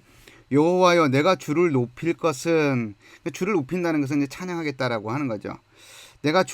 여호와여, 내가 주를 높일 것은 주께서 나를 끌어내사 내 원수로 하여금 나로 말미암아 기뻐하지 못하게 하심이니이다 라고 되어 있어요. 자, 이것은 이 1절로 봐서 이 시인이 지금 위기 상황에 있는 거예요? 위기 상황에서 벗어난 거예요? 위기 상황에서 벗어난 거죠. 그죠? 지금 나를 끌어내사 내 원수로 하여금 나로 말미암아 기뻐하지 못하게 하심이니이다 라고 되어 있는데, 이게 위기 상황과 관련된 내용이긴 하지만 여하튼간에 위기 상황에서 벗어난 것을 말하는 거잖아요. 그죠? 나를 끌어내사 내 원수로 하여금 나로 말미암아 기뻐하지 못하게 하심이니이다. 위기 상황에서 벗어난 겁니다. 자, 여호와여, 내가 주를 높일 것은, 내가 주님을 찬양할 것은, 이것만 놓고서 보면 이거 찬양시 아닌가라고 생각할 수 있지만, 찬양시의 전형적인 어떤 그런 그 장르상 양식적 특징은 아니죠. 찬양시는 뭐로 시작했다 뭘로 끝나야 돼요? 찬양하라, 하나님을 찬양하라, 아니면 할렐루야, 손뼉을 쳐라, 뭐 이런 식으로 시작하고 이런 식으로 끝나는 거죠. 그죠? 근데 이거는 그렇게 시작하지 않잖아. 여호와여 이렇게 혹교로 시작하죠. 마치 탄식시의 특징처럼 시작을 합니다. 여호와여, 내가 지금 위기 상황에서 벗어나게 하심이니이다. 그것 때문에 찬양합니다. 2절, 여호와 내 하나님이여, 내가 주께 부르짖음에 나를 고치셨나이다. 고치셨나이다라고 하는 것은 지금 위기 상황에서 벗어나게 하셨다라고 하는 것이죠. 구원해 주셨다라고 하는 것. 3절, 여호와여 주께서 내 영혼을 수월에서 끌어내어 나를 살리사 무덤으로 내려가지 아니하게 하셨나이다 라고 되어 있어요. 자, 그러면 여기서 우리가 확인할 수 있는 것은 이 시인이 지금 찬양을 하면서, 그죠? 노래를 하면서 뭘 하고 있는, 찬양을 하면서 뭘 하고 있는 거예요? 감사하는 거죠. 그죠? 수렁에서 건져내주신 것, 정확하게는 어떤 질병인지는 모르겠지만, 나를 2절에 보면 나를 고치셨나이다 라고 되어 있죠. 그죠? 내가 주께 부르짖으면 나를 고치셨나이다. 이런 표현들, 수월에서 끌어냈다, 무덤으로 내려가지 않게 했다, 반대말로 무덤에서 끄집어내 주었다라고 하는 얘기. 이런 건 다 위기 상황과 연관된 표현들이지만, 그 위기 상황에서 건져내 주셨다라고 하는 것을 말하는 것이죠. 그죠? 자, 4절하고 7절. 주의 성도들아, 여호와를 찬송하며 그의 거룩함을 기억하며 감사하라. 예, 찬송하라, 감사해라. 주의 성도들아. 요 부분은 1절과 여기서 보세요. 1절, 2절, 3절은 누구에게 얘기하는 거예요? 하나님에게 얘기하는 거예요. 그죠? 여호와여 나의 하나님이여, 여호와 내 하나님이여, 여호와여, 다 1절, 2절, 3절 그렇게 부르잖아요. 그렇게 부르고 있다는 건 그분에게, 하나님에게 얘기하고 있는 거예요. 그런데 4절에 보세요. 주의 성도들아 이렇게 돼 있죠. 바뀌는 거예요. 찬양의 그 노래의 지금 그 대상이, 그죠? 바뀌는 겁니다. 주의 성도들아. 이제 주의 성도들에게 얘기하고 있는 거예요. 주의 성도들은 여호와를 찬송하며, 지금 하나님에게 찬송하라, 하나님에게 여호와를 찬송하라 말하고 있는 것이 아니에요. 주의 성도들에게 말하는 거예요. 주의 성도들아, 4절, 주의 성도들아 여호와를 찬송하며 그의 거룩함을 기억하며 감사하라. 그의 노염은 잠깐이요 그의 은총은 평생이로다. 저녁에는 울음이 깃들지라도 아침에는 기쁨이 오리로다. 내가 형통할 때 말하기를 영원히 흔들리지 아니하리라 하였도다.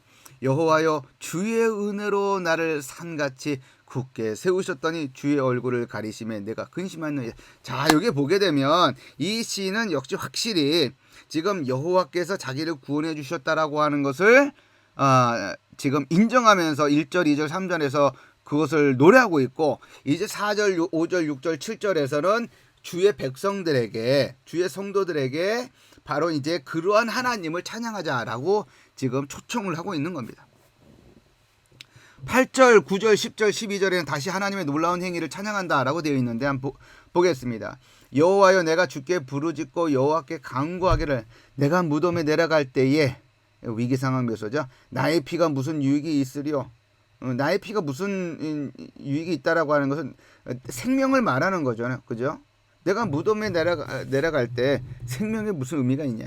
진토가 어떻게 주를 찬송하며, 내가 죽어서 무덤에 가가지고 흙이 되고 그리고 생명을 잃게 되어서 흙이 된 다음에 여호와를 무슨 어떻게 찬송을 하겠고 어떻게 무슨 도리로 진리를 선포하겠습니까? 여호와여, 지금 여호와여 라고 되어 있죠. 들으시고 내게 은혜를 베푸소서. 여호와의 나를 돕는 자가 되소서 하였나이다. 주께서 나의 슬픔이 변하여 내게 춤이 되게 하시며 나의 베옷을 벗기고 기쁨으로 띠띠우셨나이다. 11절에 보세요. 주께서 나의 슬픔이 변하여, 그러니까 내 슬픔을 변하여 춤이 되게 하시고, 나의 슬픔을 상징하는, 슬픔을 상징하는 베옷을 바꾸어서 기쁨으로 띠띠우셨나이다 라고 되어 있습니다. 12절, 이는 잠잠하지 아니하고 내 영광으로 주를 찬송하게 하심이니 여호와 나의 하나님이여 내가 주께 영원히 감사하리다 라고 되어 있습니다. 그렇죠. 이게 감사시입니다. 탄식시처럼 위기 상황이 묘사가 되고 있음에도 불구하고 그 위기 상황에서 건져내 주신 것에 대해서 감사하는 것이죠. 그리고 탄식 상황에서 약속했었던, 내 하나님, 내가 이 위기 상황이 지나가면 내가 하나님을 찬양하겠습니다라고 했었던 그 약속의 내용을 이 감사시에서는 이제 실제로 약속을 지켜서 행하는 모습으로 나아가는 그런 내용을 담고 있는 것이 감사시다라고 우리가 정리를 해볼 수가 있겠습니다. 자, 이제 장르 확인의 내용, 장르 확인과 관련해서 유사 내용에 따른 분류를 좀 살펴보겠습니다. 우리가 앞에서 지금 위에서 살펴봤던 것은 어떤 내용들이었어요? 그러니까 유사 양식에 따른 분류, 양식이 유사한 것들끼리 모아봤더니만 탄식시, 찬양시, 신뢰시, 감사시 이렇게 나눠지더라라고 하는 겁니다. 그리고 그렇게 어떤 양식적인 어떤 특징들에 대해서 우리가 그러니까 들여다볼 수 있게 되는 것이죠. 자, 유사 내용에 따른 분류, 이것은 어떤 점에서는 주제에 따른 분류 이렇게 해도 상관이 없겠습니다. 주제에 따른 분류, 주제에 따른 분류, 요거는 어떤 것들이 있는가, 이런 것들이 있어요. 종류들이 많아요. 제왕시라는 것이 있고, 즉의시, 즉위시라는 것이 있고요. 지혜시라고 하는 것이, 지혜시라고 하는 것은 여러분들도 많이 들어봤을 겁니다. 그 이름, 표현 자체를. 그 다음에 창조시, 그 다음에 역사시, 시온시, 그 다음에 저주시, 참회시 이렇게 나눠볼 수 있습니다. 자, 제왕시는 인간 왕에 관한 시편이에요. 인간 왕에 관한이라기보다도 어떤 점에서 인간 왕과 관련된 시편, 이렇게 봐야죠. 인간 왕과 관련된 시편, 그거를 이제 제왕시라고 부르고요. 즉위시는 이스라엘 왕이신 하나님에 관한 시편. 그러니까 하나님이 주인공이에요. 그 하나님이 뭘로 묘사되고 있느냐? 왕으로 묘사되고 있다. 즉 위시 이렇게 구분을 해서 합니다. 그냥 어쩔 때는 그냥 제왕시로 그냥 제왕시나 즉위시를 제왕시로 그냥 뭐 묶어서 그 인간 왕이든 하나님 왕이든 왕과 관련된 시편으로 이렇게 묶어서 통틀어서 설명을 하기도 하지만 이렇게 인간 왕일 때는 제왕시, 하나님 왕과 관련된 거는 즉위시 이렇게 설명을 하기도 합니다. 지혜시는 이스라엘의 전승과 관련된 전승과 이스라엘 전승의 그 지혜 전승이죠. 지혜 전승에서 다뤄지고 있는 그런 주제들과 이렇게 서로 교통할 수 있는 소통하는 어떤 시편들을 말합니다. 그러니까 지혜 전승에 있는 어떤 시편들은 지혜 전승에 있는 어떤 내용들은 뭐예요? 뭐 우리 그냥 간단하게 우리 욥기서, 잠언서, 전도서와 관련된 어떤 거기에 나와 있는 시편들을 보면은 어때요? 욥기서 같은 경우는 신종론과 관련된 문제, 의인이 어떻게 고난을 받을 수 있느냐라고 하는 문제이죠.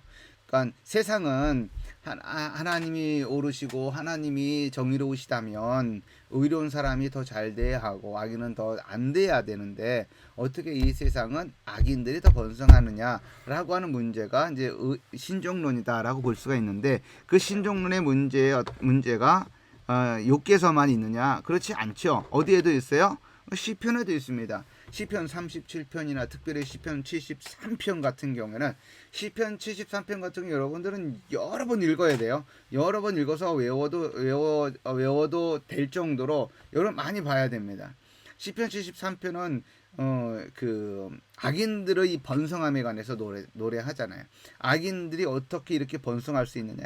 시인은 의인은 하나님의 약속을 따라 율법을 따라 살아왔건만 이 시인 자신은 고통 가운데 처하고 악인이라고 불리울 수 있는 그 악인들은 이와 같을 정도로 악함에도 불구하고 어떻게 저렇게 번성할 수 있느냐. 이런 내용만 두고서 본다고 한다면 내가 신앙을 지키기 위해서 발버둥 쳤던 것이 헛된 수고와 같구나 라고 노래하는 시편이 시편 73편입니다. 그러니까 신종론 주제인 거죠. 그래서 저런 것들을 지혜시로 분류를 합니다. 37편도 비슷해요. 창조시는 하나님의 창조라고 하는 주제가 있는 거예요. 하나님의 창조 능력과 세계 피조 세계의 아름다움에 대한 그것을 노래하는 시편들, 이제 그게 그 창조시로 이제 분류하는 거죠. 시편 8편이 그렇고요. 시편 19편, 139편 뭐 그렇습니다. 시편 19편과 같은 경우에는 사실은 율법에 관련된 내용이 후반부에 나오죠. 피조 세계가 1절서부터 6절까지인가요? 1절서부터 6절까지가 이제 피조 세계에 관련된 내용이고 그 피조 세계는 이 시인이 참 기가 막히게 노래를 합니다. 하늘엔 궁창이 있고 그리고 그 하늘과 궁창이 있는데 그것이 다 하나님의 손에 하나님의 영광을 선포하고 하나님의 손으로 지으신 바를 노래하는데 말도 없고 우리들이 사용하는 언어도 없지만 다 하나님의 능력과 권위와 영광을 드러낸다라고 얘기합니다. 그러니까 일반 계시와 관련된 내용이라고 볼 수가 있는 것이죠.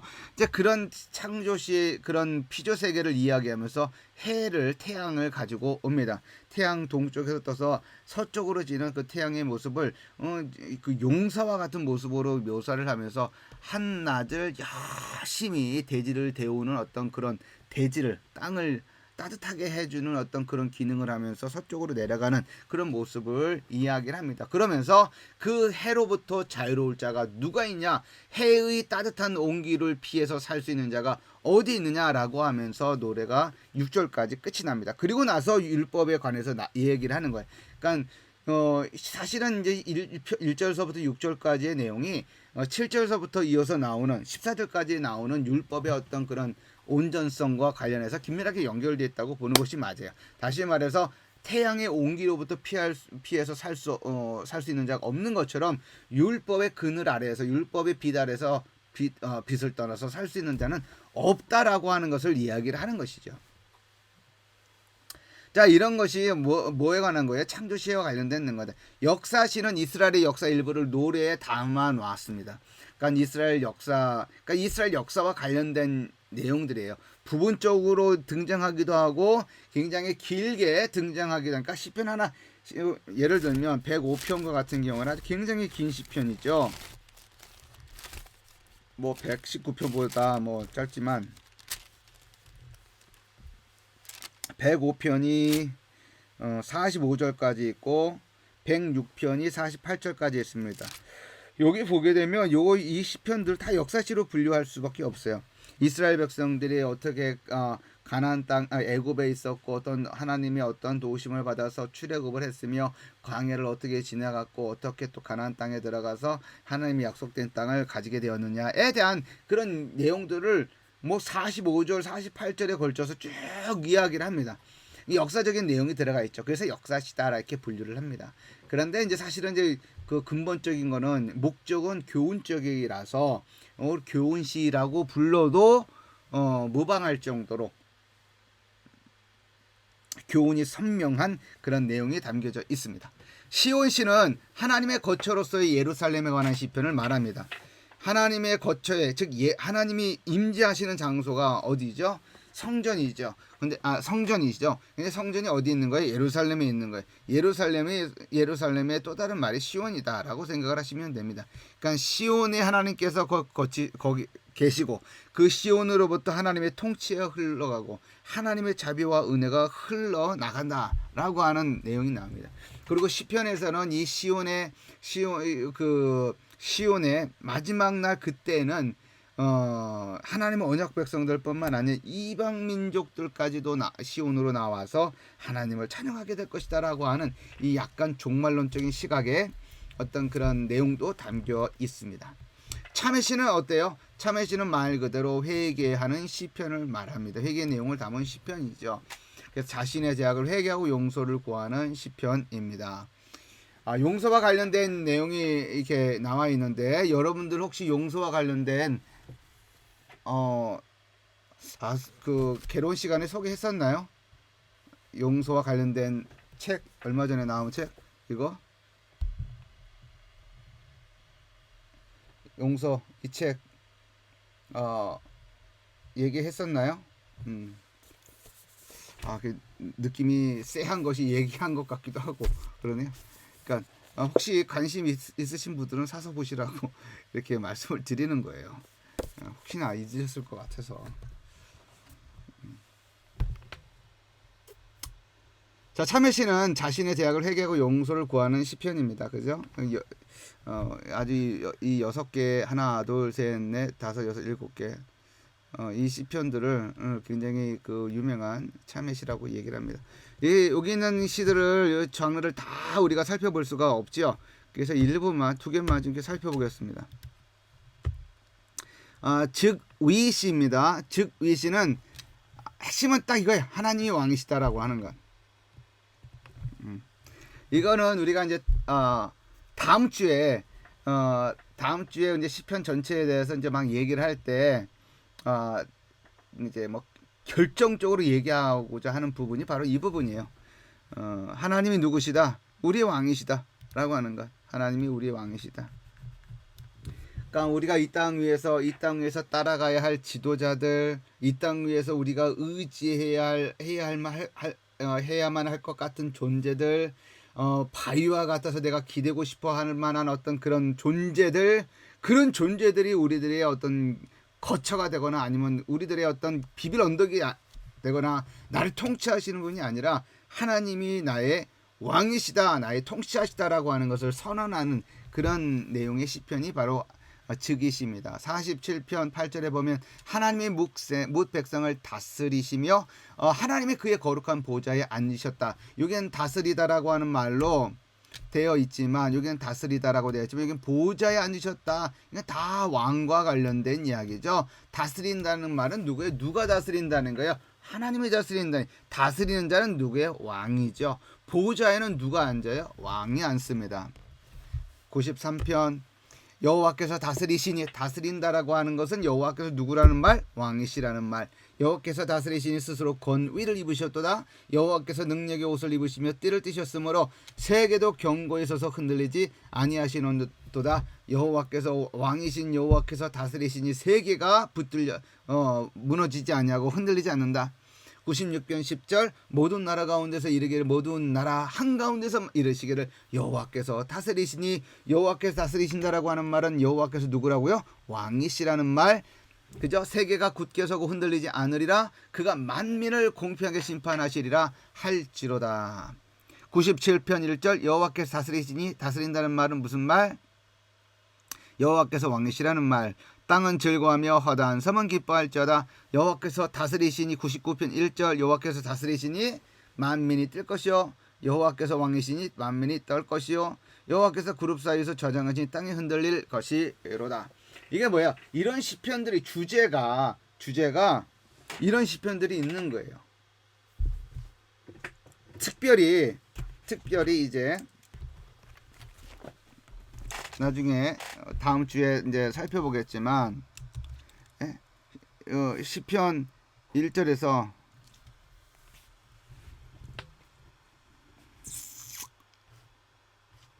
이게 안 되겠습니다. 이게 보면 시편 1편에서부터 150편까지, 그죠? 시편 1편에서 여기 150편까지 150개 시편이 있습니다. 1권서부터 3권까지. 지금 아마 여러분들 그 서평 과제를 하고 있을 것이라고 생각을 하는데 1편서부터 3편까지 3권까지가 있고 4권서부터 5권까지가 있습니다. 그죠? 4권서부터 5권까지 핵심 내용이 뭐예요? 여호와께서 왕이시다 라고 하는 내용입니다. 네? 1권서부터 3권까지는 무슨 내용이요? 인간 왕이 실패했다라고 하는 거고요. 그러니 누구를 바라봐야 돼요? 하나님 왕을 바라다 봐야죠.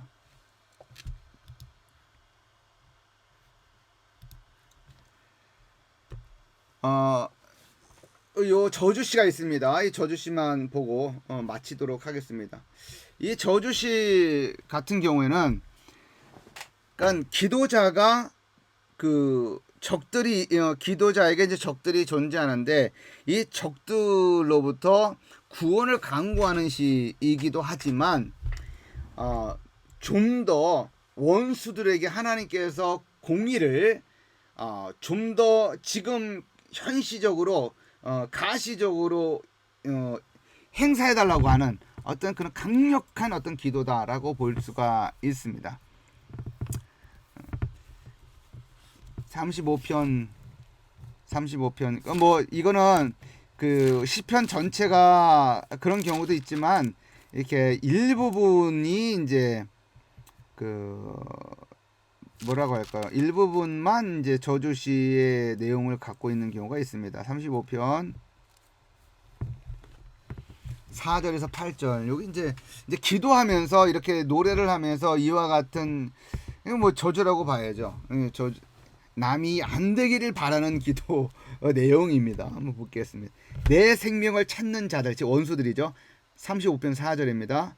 내 생명을 찾는 자들이 부끄러워 수치를 당하게 하시며 나를 상해하려 하는 자들이 물러가 낭패를 당하게 하소서. 그 다음 그들을 바람 앞에 겨와 같게 하시고 여호와의 천사가 그들을 몰아내게 하소서라고 되어 있어요. 겨와 같게 한다는 건 뭐 멸하게 해달라는 거죠.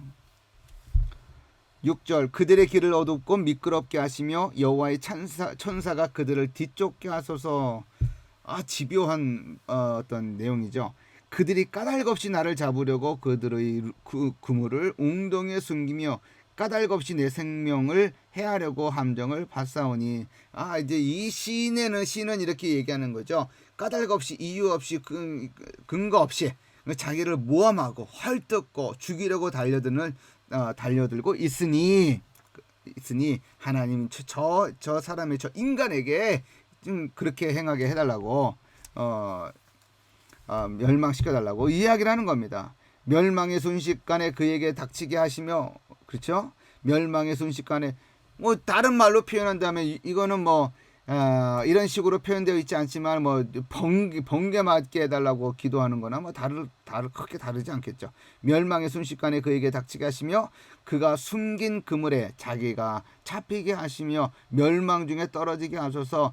자가당착에 빠지고 자기가 파놓은 웅덩이에 빠지고 자기가 펼쳐놓은 그물에 걸려들게 하소서라고 이야기를 합니다. 굉장히 강한 거죠. 그죠? 69편 22절에서부터도 보면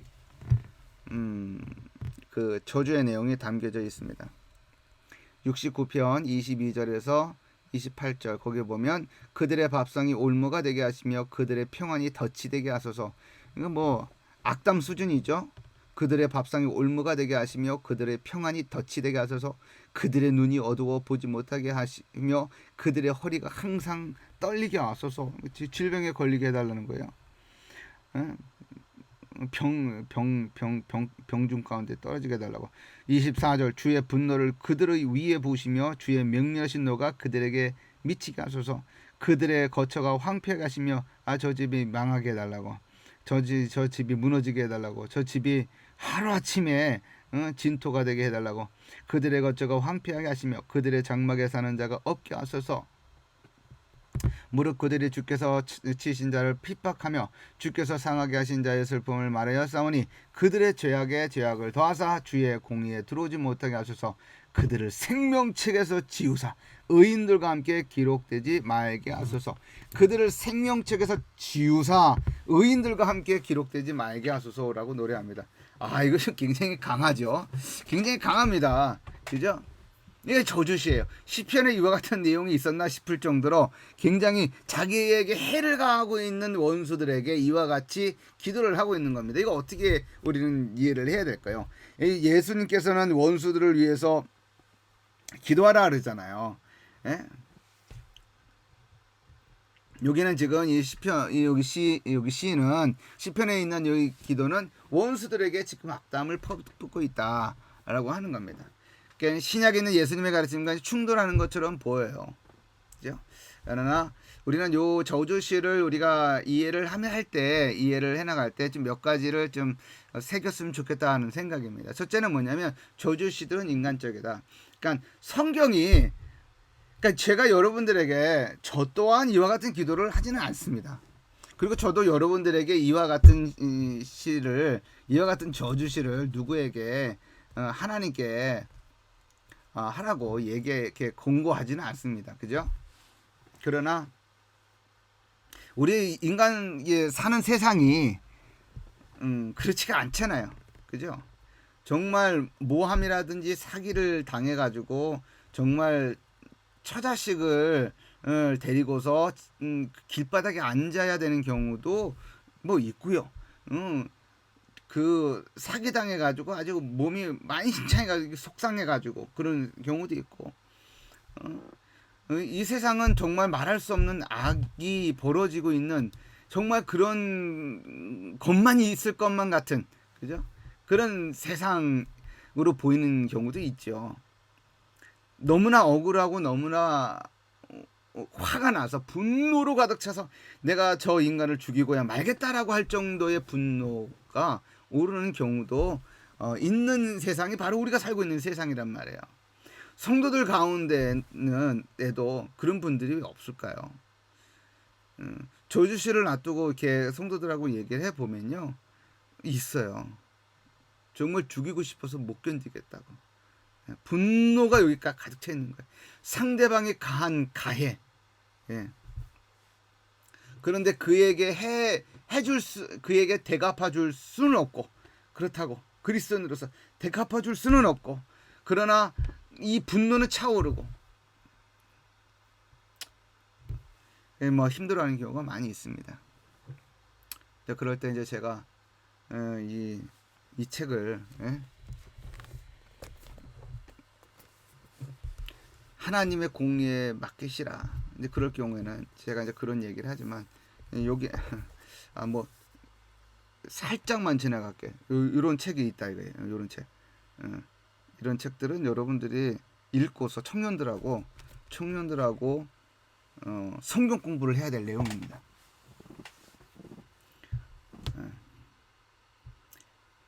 그런 저주시를 하고 있는 이 성도들에게 정죄는 하지 않았으면 좋겠다는 생각이 있어요. 그러지 마십시오. 이제 뭐 따뜻하게 이제 감싸안고 그래야 되겠지만 어떻게 그리스도인이 저주시를 하냐라고 하면서 그 저주시를 내뱉고 있는 성도를 향해서 여러분들이 너무나 차갑게 하지는 않았으면 좋겠다라는 생각을 합니다. 저주시는 어떤 점에서는 굉장히 인간적인 측면이 있다라고 하는 것 생각해 볼 부분이 있다라고 하는 것이고요. 두 번째는 저주시들은 인간의 감정을 여과 없이 드러내지만 직접적인 폭력 행위를 지지 않습니다. 그러니까 성도들이 우리가 중요하게 생각을 해야 되는 것은 우리가 그 부당한 어떤 그 가해로 인해서 우리가 굉장히 그 악인들에 의해서 우리가 보게 되는 피해가 이만저만이 아닌 경우가 많죠. 재정적인 어떤 손실이 있을 수도 있고 마음의 깊은 상처, 상흔으로 남아 있는 그런 상처도 있고 몸의 상처 있을 수도 있고요. 예, 그러니까 여러 가지가 있을 수 있겠지만 그것에 대해서 성경은 직접 그들에게 직접 복수 행위를 할 것을 요구하지 않습니다. 우리는 폭력 행위를 조금이라도 하지 않는 것이 굉장히 중요합니다. 그래서 저주시에도 그래요. 저주시도 이와 같은 이 얘기를 하나님께 막 토로하듯이 얘기를 하지만 그렇다고 나가서 직접적으로 그 원수들을 향해서 그 저주에 해당하는 그 행위를 하지는 않는다라고 하는 것. 셋째 우리가 이 지점을 묵상을 해야 되는데 어느 누군가가 지금 이 시간 자기 자신을 향해서 저주의 노래를 부르고 있을 수도 있다라고 하는 것을 기억하면서 경성해야 할 필요는 있습니다. 그러니까 저주시가 뭐 이런 시가 이 시편에 있어라고 생각할 것이 아니라 지금 누군가가 나도 모르게 행한 그 행위로 인하여 그 누군가가 제3자가 지금 나를 향하여 저주시를 읊고 있을 수도 있다라고 하는 사실을 기억하면서 자기 자신을 돌아보며 경성해야 할 그럴 필요가 있다라고 생각을 합니다. 자, 좀 이렇게 시편과 관련해서 장르와 관련해서 좀 이렇게 길게 오늘 좀 설명을 해 보았습니다. 본문 해석의 출발점은 어디냐? 장르 확인이다라고 말씀을 드렸습니다.